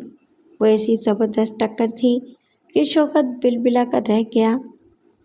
इसकी नाक से खून की धार बह निकली। तब बाबर ने इसे घूंसों पर रख लिया। पैदर पे कितने ही घूंसे नाक, मुंह और ठोड़ी पर पड़ते रहे। शौकत पर कयामत टूट रही थी। वो ज़्यादा देर अपने पाँव पर खड़ा न रह सका। चकराकर किसी चीज़ से टकराया और इसे साथ लिए ज़मीन पर गिर पड़ा। तब बाबर ने कहा, मरियम आ जाओ, अपने बाबा से कहो कि बत्ती जलाए। मरियम दौड़ती हुई दरवाजे पर आ गई। फिर अंधेरे में माचिस की तीली रोशन हुई। बूढ़े बाबा ने एक लैंप को रोशन करते हुए कहा, इस बदमाश ने मुझे घर में रोशनी करने से मना कर दिया था। इसके कपड़ों से पता चलता है कि जेल से भागा हुआ कैदी है। बूढ़े ने ये कहकर लैंप की रोशनी में बाबर को देखा। फिर ज़रा सहम कर बोला, मगर मगर तुम्हारे कपड़े भी वैसे ही हैं। क्या तुम भी जेल से भागे हुए कैदी हो? बाबर ने सर हिलाकर कहा, जी हाँ, बदकिस्मती से मैं भी एक मुजरिम हूँ और जेल की सलाखें तोड़कर यहाँ तक पहुँचा हूँ। लेकिन आप मुझसे खौफज़दा न हो। मरियम ने मुझे भाई बनाया है। क्या आप मुझे बेटा समझकर एक रात के लिए पनाह दे सकेंगे? बूढ़े ने सर हिलाकर कहा, तुम तो बड़ी शराफत से पनाह मांग रहे हो, लेकिन ये बदमाश जिसने अपना नाम शौकत बताया है, ये जबरन यहाँ पनाह भी लेना चाहता था और वो ज़ेवरात भी जो मैं मरियम की शादी के लिए अभी से जमा कर रहा हूँ, छीन कर ले जाना चाह रहा था। बाबर ने पलटकर शौकत की तरफ देखा। वो अपने चेहरे को दोनों हाथों से थामकर तकलीफ की शिद्दत से कराते हुए फर्श पर से उठ रहा था। फिर इसने एक कुर्सी का सहारा लेकर खड़े होते हुए कहा, बाबर, मैं गलती पर था। मुझे तुमसे इसलिए लड़ना नहीं चाहिए था कि हम दोनों मुजरिम हैं। हम दोनों एक दूसरे की मदद से कानून को धोखा दे सकते हैं और इस मुल्क से बाहर जा सकते हैं, और इसके लिए आज रात हमें पनाह की ज़रूरत है और आइंदा पैसों की ज़रूरत है। ये कहते हुए वो एक मेज़ की तरफ गया। मेज़ पर कपड़े की नन्ही सी गठरी रखी हुई थी। इस गठरी को इसने उठाकर बाबर को दिखाते हुए कहा, देखो, मरियम के सारे ज़ेवरात मैंने बांध लिए हैं। इनकी मालियत कम से कम 5,000 रुपये है। सरहद तक पहुंचने के लिए ये रुपया काफ़ी है। हम आज रात दोस्तों की तरह यहाँ रहेंगे और सब ये ज़ेवरात लेकर चले जाएंगे। बाबर ने गठरी की तरफ हाथ बढ़ाते हुए कहा, लाओ, ये गठरी मुझे दे दो। शौकत ने मुस्कुराते हुए कहा, जब हम दोस्त बन गए हैं तो ये ज़ेवरात किसी के भी पास रहें, क्या फ़र्क पड़ता है। ये ले, इसे तू ही रख ले। ये कहकर इसने गठरी बाबर की तरफ उछाल दी। बाबर ने इसे हाथों में रोकते हुए कहा, हम चोर, बदमाश और कातिल हैं, लेकिन क्या तुझे मालूम नहीं कि चोर अपने घर में कभी चोरी नहीं करता? और ये मेरा घर है, इसलिए कि एक मासूम बच्ची मुझे भाई बनाकर यहाँ लाई है। अगर तू दोस्ती बरकरार रखना चाहता है तो तू भी इसे अपना ही घर समझकर इन ज़ेवरात का ख्याल अपने दिल से निकाल दे। इसकी बात सुनते ही शौकत के तेवर बिगड़ गए। इसने गुस्से से कहा, क्या तेरा दिमाग ख़राब हो गया है? जहाँ पहुँचता है औरतों और लड़कियों को अपनी बहन बनाकर मेरा नुकसान करता है। मैं ये नुकसान बर्दाश्त नहीं करूँगा। अभी मैं धोखे में मार खा गया था। इसका मतलब ये नहीं कि मैं तुझसे कमज़ोर हूँ। अगर तू भलाई चाहता है तो वो गठरी मुझे वापस कर दे। बाबर ने कहा, ये ज़ेवरात एक बहन के सुहाग की आबरू हैं। मैं अपनी बहन बारिया की शादी में से कुछ दे नहीं सका था, फिर दूसरी बहन के ज़ेवरात छीन कर तुझे कैसे दे दूँ? इसकी बात ख़त्म होते ही शौकत ने यकबारगी उछलकर इसके सीने पर लात मारी। बाबर को इस हमले की तवक्को नहीं थी। वो अपने पीछे एक कुर्सी पर उलट पड़ा। शौकत भागता हुआ मरियम की तरफ पहुंचा। इसने एक हाथ से इस बच्ची को उठाया और इसकी छोटी सी गर्दन में अपने दूसरे बाजू का फंदा डालकर कहा, बाबर, तू जहाँ है वहीं रुक जा। अगर तू मुझ पर हमला करेगा तो इससे पहले ही मैं तेरी इस मुँह बोली बहन को इतनी सख्ती से दबाऊंगा कि इसका दम निकल जाएगा। बाबर ठिठक कर खड़ा हो गया। बूढ़े ने गिड़गिड़ाते हुए कहा, नहीं, मेरी बच्ची को न मारो। मेरे बुढ़ापे की यही एक मासूम साथी है। इसके बदले तुम जेवरात ले लो और जो कुछ यहाँ से समेट कर ले जाना चाहते हो ले जाओ। बाबर मरियम की जानिब बेबसी से देखता रहा। शौकत ने के कहा लगाकर कहा, जहाँ जाता है किसी न किसी को बहन बनाकर मेरा कबाड़ा करता है। देख, तेरे हाथ में जेवरात हैं और मेरे शिकंजे में तेरी बहन। जेवरात अपने कब्जे में रखेगा तो बहन की डोली कभी ना उठेगी। तुझे इसका जनाजा ही उठाना पड़ेगा। फैसला कर ले, बहन अजीज़ है या जेवरात। मरियम की गर्दन इसके बाजू के हल्के में फंसी हुई थी और वो दीदे फैलाए बाबर की तरफ देख रही थी। बाबर ने शकस खोदा लहजे में कहा, तू जीत गया, मैं हार गया। ये जेवरात ले और मरियम को छोड़ दे।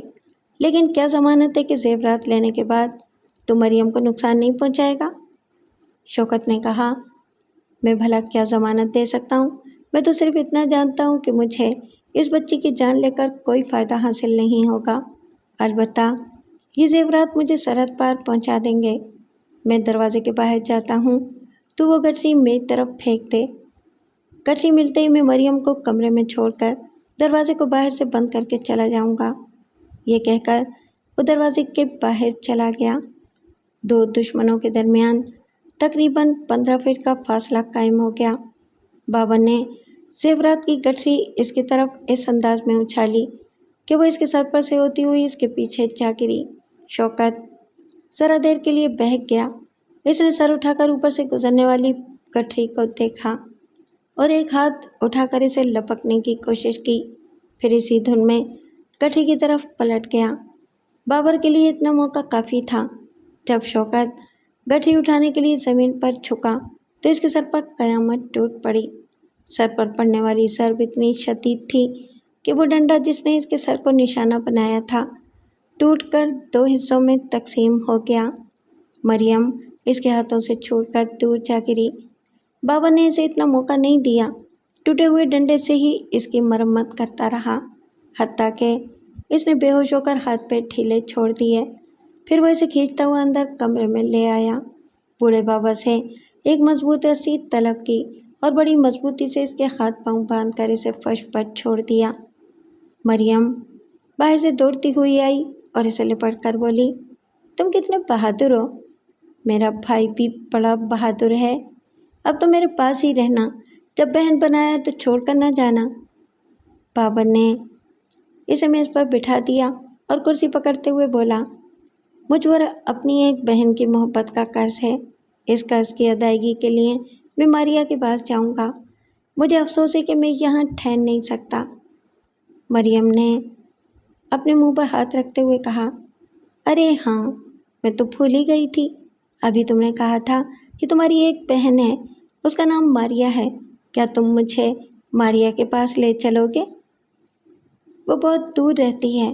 दूर ना भी हो तब भी मेरी पहुंच से दूर है, क्योंकि इसकी ज़िंदगी का मुहाफिज एक पुलिस इंस्पेक्टर है और मैं एक मुजरिम भाई हूँ। पता नहीं अपनी बहन तक कैसे पहुँचूँगा। जब मैं रास्ता नहीं जानता तो तुम्हें किस तरह वहाँ तक ले जा सकता हूँ?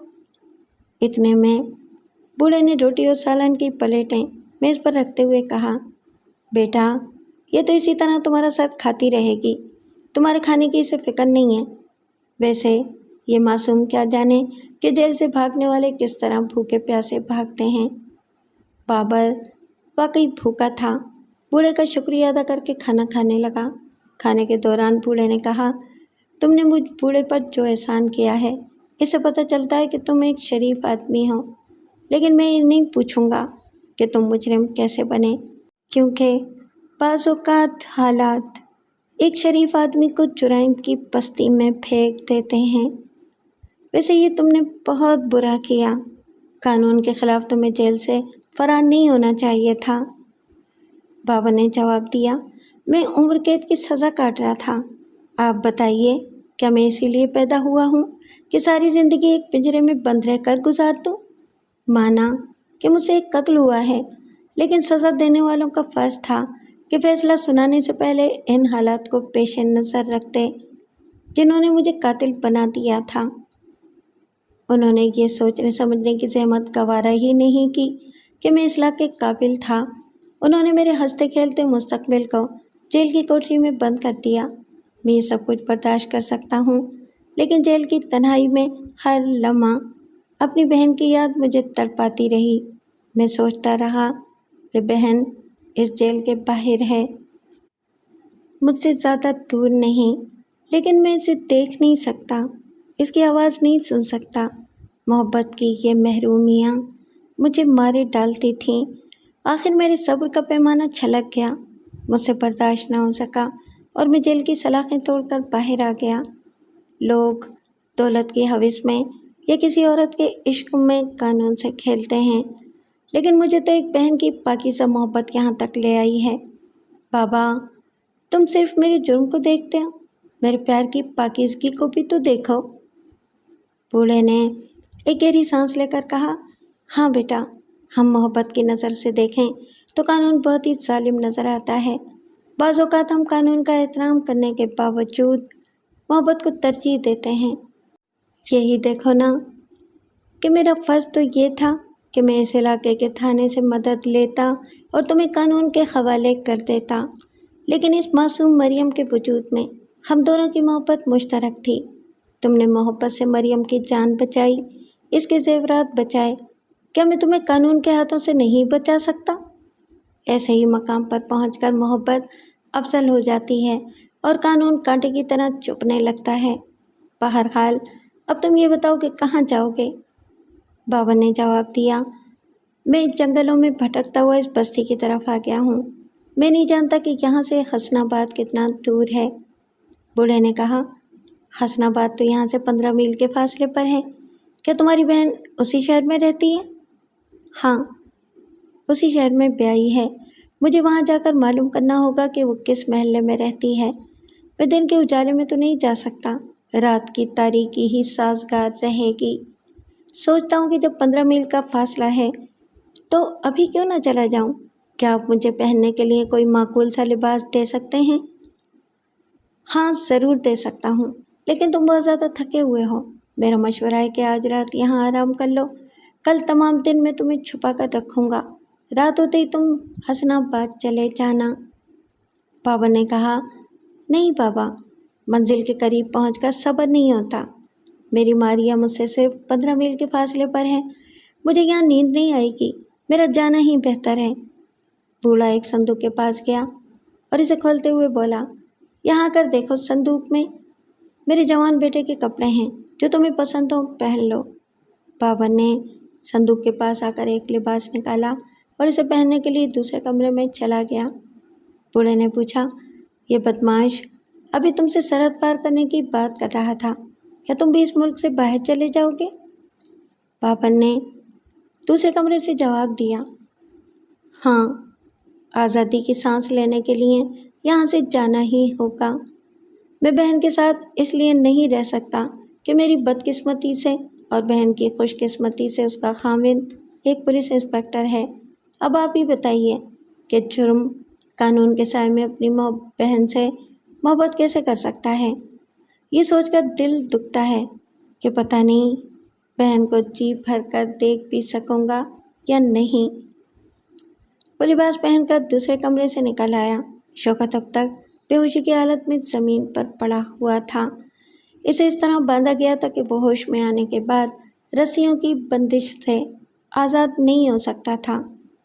بابا نے کہا، بابا، تم اور مریم میرے ساتھ چلو، مکان کو باہر سے مکفل کر دو، میں حسن آباد کی طرف چلا جاؤں گا۔ تم تھانے میں جا کر یہ بیان دینا کہ 2 مفرور قیدی یکے بعد دیگرے تمہارے مکان میں داخل ہوئے تھے اور تمہاری بیٹی کے زیورات کے لیے آپس میں جھگڑا کر رہے تھے۔ جھگڑے کے نتیجے میں ایک نے دوسرے کو مار مار کر بے ہوش کر دیا، پھر اسے رسی سے باندھ کر میرے مکان کے ایک کمرے میں چھوڑ گیا اور میری بیٹی کے زیورات لے کر بھاگ گیا۔ بوڑھے نے چونک کر کہا، یہ کیا کہتے ہو بیٹا؟ کیا میں تم پر چوری کا جھوٹا الزام لگا دوں؟ بابا نے کہا، مجھ پر جھوٹا الزام لگانا ہی ہوگا۔ اگر تم نے میری ہمدردی اور محبت میں میری حمایت کرتے ہوئے پولیس کو بیان دیا تو وہ یہی سمجھیں گے کہ چونکہ تم اور مریم مجھ سے متاثر ہو اس لیے تم نے مجھے فرار ہونے کا موقع دیا ہے اور صرف ایک ہی مفرور قیدی کو قانون کے حوالے کر رہے ہو۔ بوڑھے نے ہچکچاتے ہوئے کہا، بیٹے تم نے مجھ پر بڑا احسان کیا ہے، مریم کی زندگی اور اس کے زیورات کی حفاظت کی ہے، یہ زیورات یہاں چھوڑ کر جا رہے ہو، پھر میں کس زبان سے تمہیں چور کہوں؟ مجبوری سب کچھ کہنے پر مجبور کر دیتی ہے۔ شوکت گرفتار ہونے کے بعد بیان دے گا کہ زیورات کے لیے ہمارا جھگڑا ہوا تھا اور تم بیان دو گے کہ میں تم سے زیورات چھین کر نہیں لے گیا تو پھر بات بگڑ جائے گی، پولیس والے تمہارے پیچھے پڑ جائیں گے، ہو سکتا ہے کہ تفتیش کے دوران وہ تمہیں حراست میں رکھیں، ایسی صورت میں ننھی مریم یہاں تنہا رہ جائے گی، کیا تم اپنی معصوم بچی کو بے یار و مددگار چھوڑ سکتے ہو؟ میں تمہیں سمجھاتا ہوں کہ فی الحال مجھ سے ہمدردی نہ کرو، میں تو پہلے ہی بے شمار الزامات کا نشانہ بنا ہوا ہوں اور ایک عادی مجرم کہلاتا ہوں، اگر الزامات کے سمندر میں تم جھوٹ کا ایک چھوٹا سا کنکر پھینک دو گے تو کوئی ہلچل نہیں مچے گی۔ ہاں یہ جھوٹ بول کر بھی تم مجھ پر ایک احسان کر سکتے ہو۔ وہ کیا؟ بوڑھے نے جلدی سے پوچھا۔ بابر نے کہا، تم اپنے بیان میں یہ نہ لکھوانا کہ بابر حسن آباد کی طرف گیا ہے، مجھے پولیس کی تعاقب سے بچانا چاہتے ہو تو انہیں کسی دوسری سمت لگا دینا۔ وہ باتیں کرتے ہوئے مریم کو ساتھ لے کر باہر آ گئے۔ بوڑھے نے مکان کے تمام دروازوں کو مقفل کرنے کے بعد اپنی جیب سے 1000 روپے نکال کر بابر کی طرف بڑھاتے ہوئے کہا، اسے رکھ لو، میرے پاس اتنے ہی نقد روپے ہیں، شاید یہ تمہارے کام آ جائیں۔ نہیں بابا، صرف 15 میل کا تو سفر ہے، میں پیسوں کے بغیر بھی وہاں تک پہنچ سکتا ہوں۔ وہ انکار کرتا رہا اور بوڑھا بابا اصرار کرتا رہا کہ وہ باپ بن کر اسے روپے دے رہا ہے، اسے انکار نہیں کرنا چاہیے۔ اس کے بے حد اصرار پر بابا نے اس رقم کو لیتے ہوئے کہا، تم ٹھیک کہتے ہو بابا، باپ محبت سے دے تو بیٹے کو انکار نہیں کرنا چاہیے اور بھائی محبت سے دے تو بہن کو بھی انکار نہیں کرنا چاہیے۔ یہ کہہ کر اس نے مریم کو پکڑا، اس کی ہتھیلی کھولی اور اس پر 1000 روپے رکھ دیے۔ مریم نے خوشی سے اچھلتے ہوئے کہا، بھائی میں ان پیسوں کی ایک بہت خوبصورت بولنے والی گڑیا خریدوں گی۔ بابر نے مریم کو دونوں ہاتھوں سے اٹھا کر چوم لیا، پھر اسے فضا میں اسی طرح بلند رکھتے ہوئے بولا، تو میری بولنے والی گڑیا ہے، یہ معصوم رشتے، صاف ستھری محبت اور پاکیزہ جذبے جیل کی 4 دیواری میں نہیں مل سکتے تھے۔ میں ایک آزاد پنچھی ہوں، آزادی سے اڑتا ہوا اپنی ماریا تک پہنچ جاؤں گا۔ بوڑھے نے کہا، خدا تمہیں ضرور منزل تک پہنچائے گا۔ بابا، عزم سفر ہو تو منزل مل ہی جاتی ہے۔ کسی بزرگ نے کہا ہے کہ جب تم خانہ کعبہ کی طرف جاؤ یا مسجد کی طرف جاؤ یا کسی بھی مقدس مقام تک پہنچنے کا عزم کرو تو راستے میں نیکیاں کرتے جاؤ۔ میں بھی بہن کے مقدس دیار کی طرف جا رہا ہوں، میں بھی نیکیاں کرتا جا رہا ہوں اور دریا میں ڈالتا جا رہا ہوں، آج رات میں ضرور اپنی بہن تک پہنچ جاؤں گا۔ یہ کہہ کر اس نے ایک بار پھر مریم کو چوما، پھر اسے بابا کی گود میں دے کر حسن آباد کے راستے پر جانے لگا۔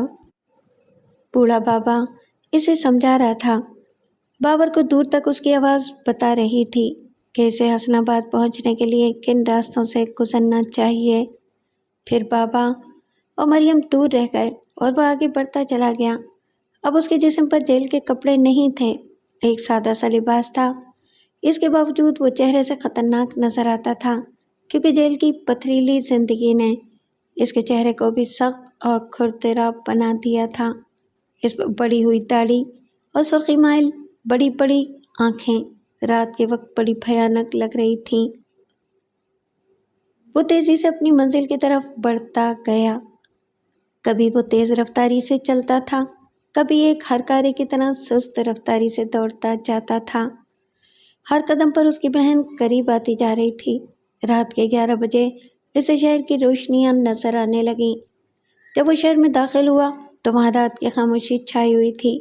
حسن آباد اتنا بڑا شہر تھا کہ سمندر کی طرح اس کا دوسرا کنارہ نظر نہیں آتا تھا۔ ایک اجنبی کے لیے یہ ناممکن تھا کہ وہ اتنے بڑے شہر میں اپنی بہن کی رہائش کا ڈھونڈ نکالتا، لیکن جس طرح پولیس تھانوں میں شہر کے تمام چوروں اور بدماشوں کے پتے لکھے ہوتے ہیں، اسی طرح ہر چور بدماش کے دماغ کی چھوٹی سی ڈائری میں پولیس والوں کے رہنے سہنے اور اٹھنے بیٹھنے کے اوقات، مقامات اور مصروفیات کی معلومات درج ہوتی ہیں۔ وہ کسی بدماش سے انسپکٹر مراد علی کا پتہ معلوم کر سکتا تھا۔ بابر نے وہاں پہنچ کر سب سے پہلے شراب اور جوئے خانے کا پتہ چلایا، پھر وہاں کے ایک بدماش سے انسپکٹر مراد علی کا پتہ دریافت کیا۔ اس بدماش نے پتہ بتاتے ہوئے کہا، میرے پڑوس میں ایک شخص محسن علی رہتا ہے۔ انسپکٹر مراد علی اکثر وہاں آتا رہتا ہے۔ بابر نے کہا، محسن علی تو میرے چچا ہیں، تو مہربانی کر کے مجھے وہاں تک پہنچا دو، میں شہر میں اجنبی ہوں۔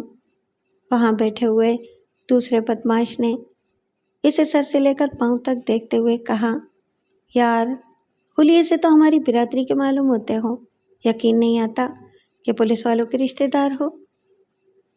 تقدیر ایسے ہی کھیل کھیلتی ہے، کبھی کبھی چور اور سپاہی کو ایک ہی رشتے میں منسلک کر دیتی ہے۔ اس بدماش نے اٹھتے ہوئے کہا، میرے ساتھ آؤ، میں اپنے مکان کی طرف جا رہا ہوں، تمہیں راستے میں محسن علی کے گھر کا پتہ بتا دوں گا۔ وہ دونوں باتیں کرتے ہوئے اڈے سے باہر نکل آئے۔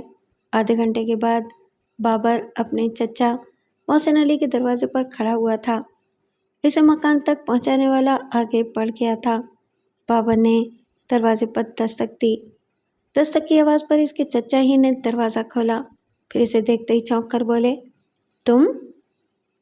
تم یہاں کیوں آئے ہو؟ تمہاری چچی نے جب سے سنا ہے کہ تم جیل سے فرار ہوئے ہو، تب سے وہ یہی کہہ رہی ہیں کہ تم بھاگ کر یہیں آؤ گے اور ہمارے لیے مصیبت بن جاؤ گے۔ بابر نے کہا، انکل، پہلے مجھے اندر تو آنے دیجیے، میں ابھی چلا جاؤں گا، آپ لوگوں کے لیے مصیبت نہیں بنوں گا۔ اس کے چچا نے ایک طرف ہٹ کر اسے اندر آنے کی اجازت دی، پھر دروازے کو بند کرتے ہوئے کہا، اگر مراد یہاں آ گیا اور اس نے تمہیں یہاں دیکھ لیا تو ہم اسے منہ دکھانے کے قابل نہیں رہیں گے۔ اس بات کو میں اچھی طرح سے سمجھتا ہوں، آپ یقین کریں، اگر وہ آ بھی گیا تو میں آپ لوگوں سے اپنا رشتہ ظاہر نہیں کروں گا۔ میں صرف ماریا کو ایک نظر دیکھنے آیا ہوں۔ میں نے ایک جگہ سے مراد کا پتہ حاصل کیا ہے، آپ بتائیں کیا یہ پتہ درست ہے؟ اس نے پتہ بتایا۔ اس کے چچا نے کہا، پتہ تو درست ہے، مگر تمہیں وہاں جانا نہیں چاہیے۔ کیا وہاں جاؤ گے تو مراد سے سامنا نہیں ہوگا؟ میں چھپ کر جاؤں گا، وہاں میری ماریا ہوگی، میں اسے دور سے دیکھوں گا، اگر وہ تنہا ہوئی تو اس سے 2 باتیں کروں گا۔ اس سے ہمیشہ کے لیے دور جانے سے پہلے کیا میں 2 باتیں کرنے کا بھی حقدار نہیں ہوں؟ اس کے چچا نے کہا، یہ دانش مندی نہیں ہے، تم جیل سے فرار ہو کر ایک پولیس انسپکٹر کے مکان میں داخل ہونا چاہتے ہو۔ اگر اس سے سامنا ہو گیا تو وہ تمہیں نقصان پہنچائے گا، کیا تم بھی اپنی بہن کے سہاگ کو نقصان پہنچا سکو گے؟ میں تمام راستے نیکیاں کرتا آیا ہوں، منزل پر پہنچ کر کسی کی برائی یا نقصان کیسے چاہوں گا؟ میں صرف اپنی بہن کے پتے کی تصدیق کرنے کے لیے آیا تھا۔ آپ اطمینان رکھیں، اگر مراد سے سامنا ہو گیا تو میں خود کو گرفتاری کے لیے پیش کر دوں گا۔ جانتے ہیں کیوں؟ اس لیے کہ میری گرفتاری سے مراد کو ترقی ملے گی اور مراد کی ترقی سے میری بہن کو خوشحالی نصیب ہوگی۔ یہ کہہ کر اس نے دروازہ کھولا اور خدا حافظ کہہ کر وہاں سے چلا گیا۔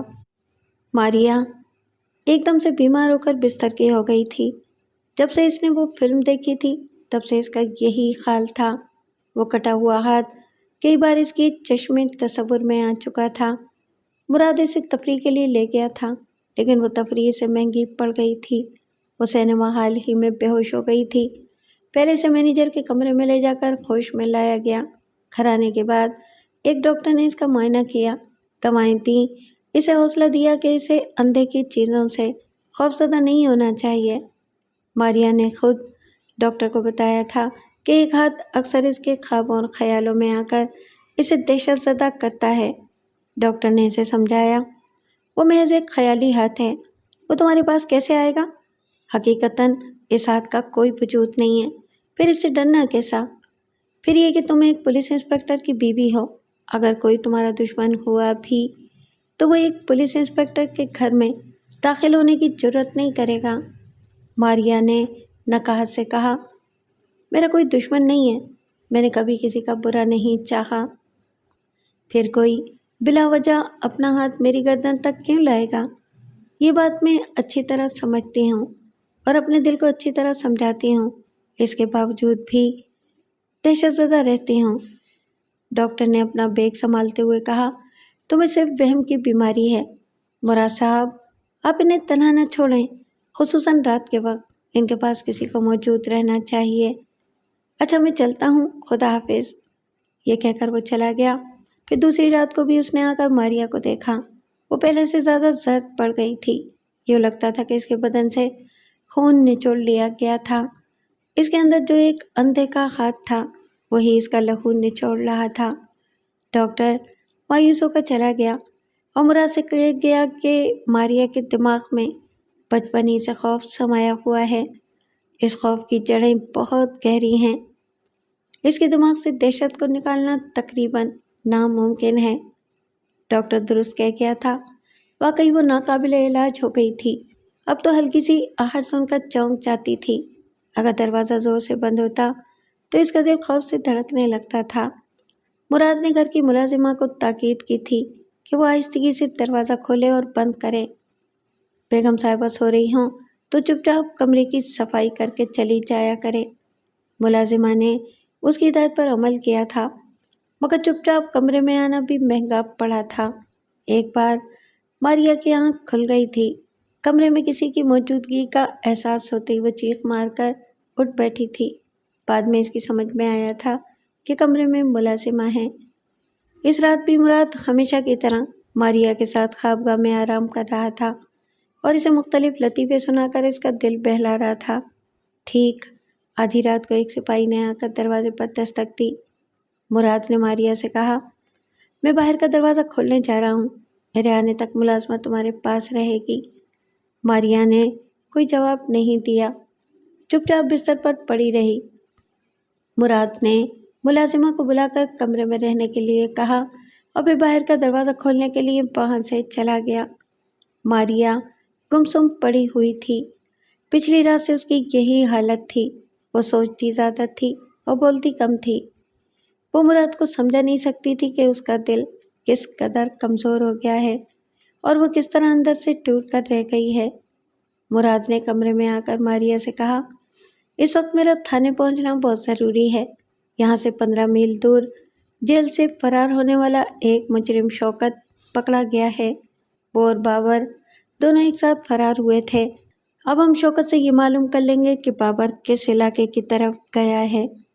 ماریا اپنے بھائی کا نام سن کر اٹھ بیٹھی۔ مراد نے سمجھا کہ وہ گھبرا رہی ہے۔ اس نے تسلی دیتے ہوئے کہا، گھبراؤ نہیں، تم یہاں تنہا نہیں رہو گی، میں سپاہی کو یہاں چھوڑے جا رہا ہوں، تمہارے پاس ملازمہ رہے گی اور باہر سپاہی پہرا دیتا رہے گا، تم ڈرو گی تو نہیں؟ ماریا نے نفی میں سر ہلایا۔ مراد مطمئن ہو کر چلا گیا۔ اس وقت رات کا 1 بج رہا تھا۔ چونکہ ملازمہ نیند سے اٹھ کر ماریا کے کمرے تک آئی تھی، اس لیے اس کی آنکھوں میں نیند کا خمار تھا۔ وہ تھوڑی دیر تک جبراً جاگتی رہی، پھر آہستہ آہستہ اونگنے لگی۔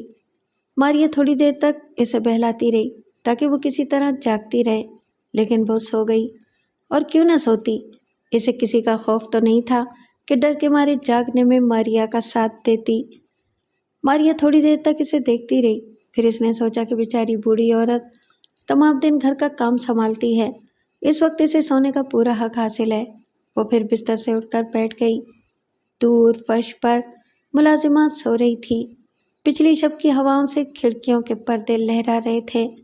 ان کی لہر لہر سے اسے یوں معلوم ہوتا تھا جیسے کھڑکی کے راستے کوئی پردے کو ہٹا کر آ رہا ہو، اور وہ آ رہا تھا۔ ایک کمرے سے گزرتے ہوئے اس نے قد آدم آئینے میں اپنا عکس دیکھا تو ٹھٹک کر رہ گیا۔ اسے اپنا چہرہ بڑا ہی ڈراؤنا لگ رہا تھا۔ حالانکہ وہ بدصورت نہیں تھا، مگر حالات نے اس کا حلیہ بگاڑ دیا تھا۔ اس نے سوچا، بہن سے بچھڑے ہوئے ایک مدت گزر گئی ہے، وہ مجھے نہیں پہچانے گی، رات کے وقت میرا یہ چہرہ دیکھ کر ڈر جائے گی، اور اگر اس نے ڈر کر چیخ ماری تو گھر کے دوسرے لوگ اٹھ کر آ جائیں گے۔ انسپکٹر مراد علی کو تو میں نے इस घर से जाते हुए देख लिया है। इसकी तरफ से तो इत्मीनान है, लेकिन मुझे ये नहीं मालूम कि इस घर में कितने लोग रहते हैं। जितने भी हों, अगर उन्होंने शोर मचाया तो मुझ पर मुसीबत आ जाएगी। लिहाजा मुझे अचानक ही मारिया के सामने नहीं आना चाहिए। मैं इसके पीछे जाऊंगा, फिर करीब पहुंचकर इसके मुंह पर हाथ रख दूंगा ताकि वो चीख न सके। तब इसे सरगोशी में बताऊंगा कि मैं इसका भाई हूँ। इसके बाद बहन अपने मुंह पर मोहब्बत का हाथ देकर इसे चूम लेगी। दूसरी तरफ मारिया अपने बिस्तर से उठकर खड़ी हो गई। इसे खिड़की या दरवाजे पर खटका सा महसूस हुआ था। दिल की धड़कनें अचानक ही तेज हो गई थीं। खौफ से अंदर ही अंदर लरस रही थी। डरते डरते कदम बढ़ाती हुई दरवाजे की तरफ जा रही थी ताकि सिपाही को आवाज़ देकर अंदर बुलाए। अपनी ख्वाबगाह से बाहर निकलकर वो दूसरे कमरे में पहुंची। इस कमरे के बाद एक बरामदा था। वो बरामदे में खड़े हुए सिपाही को अंदर बुलाना चाहती थी। इसी कमरे में पीछे से भाई आ रहा था। इसने अपनी बहन की तरफ हाथ बढ़ाते हुए दिल ही दिल में कहा, जिंदगी के रास्ते में अजीब मोड़ आते हैं। बाज़ औक़ात एक हाथ मोहब्बत के लिए दुश्मन की तरफ बढ़ता है, क्योंकि पीछे से आने वाला हाथ हमेशा दुश्मन का होता है। मेरा हाथ भी पीछे से बढ़ रहा है, मगर ये एक भाई का हाथ है। मारिया एकदम से ठिठक गई। पहले इसे अपनी गर्दन के पीछे बालों में सरसराहट सी महसूस हुई, जैसे कोई जहरीला सांप रेंगता हुआ आ रहा हो। इस पर जैसे सख्ता तारी हो गया। वो हाथ इसके बाएं कान के पास से गुजरता हुआ ठोड़ी के नीचे आकर हथेली का प्याला बन गया। 6 बरस की मारिया के दिमाग में एक धमाका सा हुआ। इस धमाके की जद में 16 बरस की मारिया आ गई। बचपन से जवानी तक का खौफ का सफ़र मुकम्मल हो गया। वो चीख भी न सकी और बेआवाज़ हो गई। एक सरगोशी ने कहा, मेरी बहना, मैं तेरा भाई बाबर हूँ, शोर न मचाना। इसने शोर नहीं मचाया। मोहब्बत के हाथ ने बार बार प्यार से दस्तक दी, लेकिन वो फिर ना बोल सकी, कभी ना बोल सकी।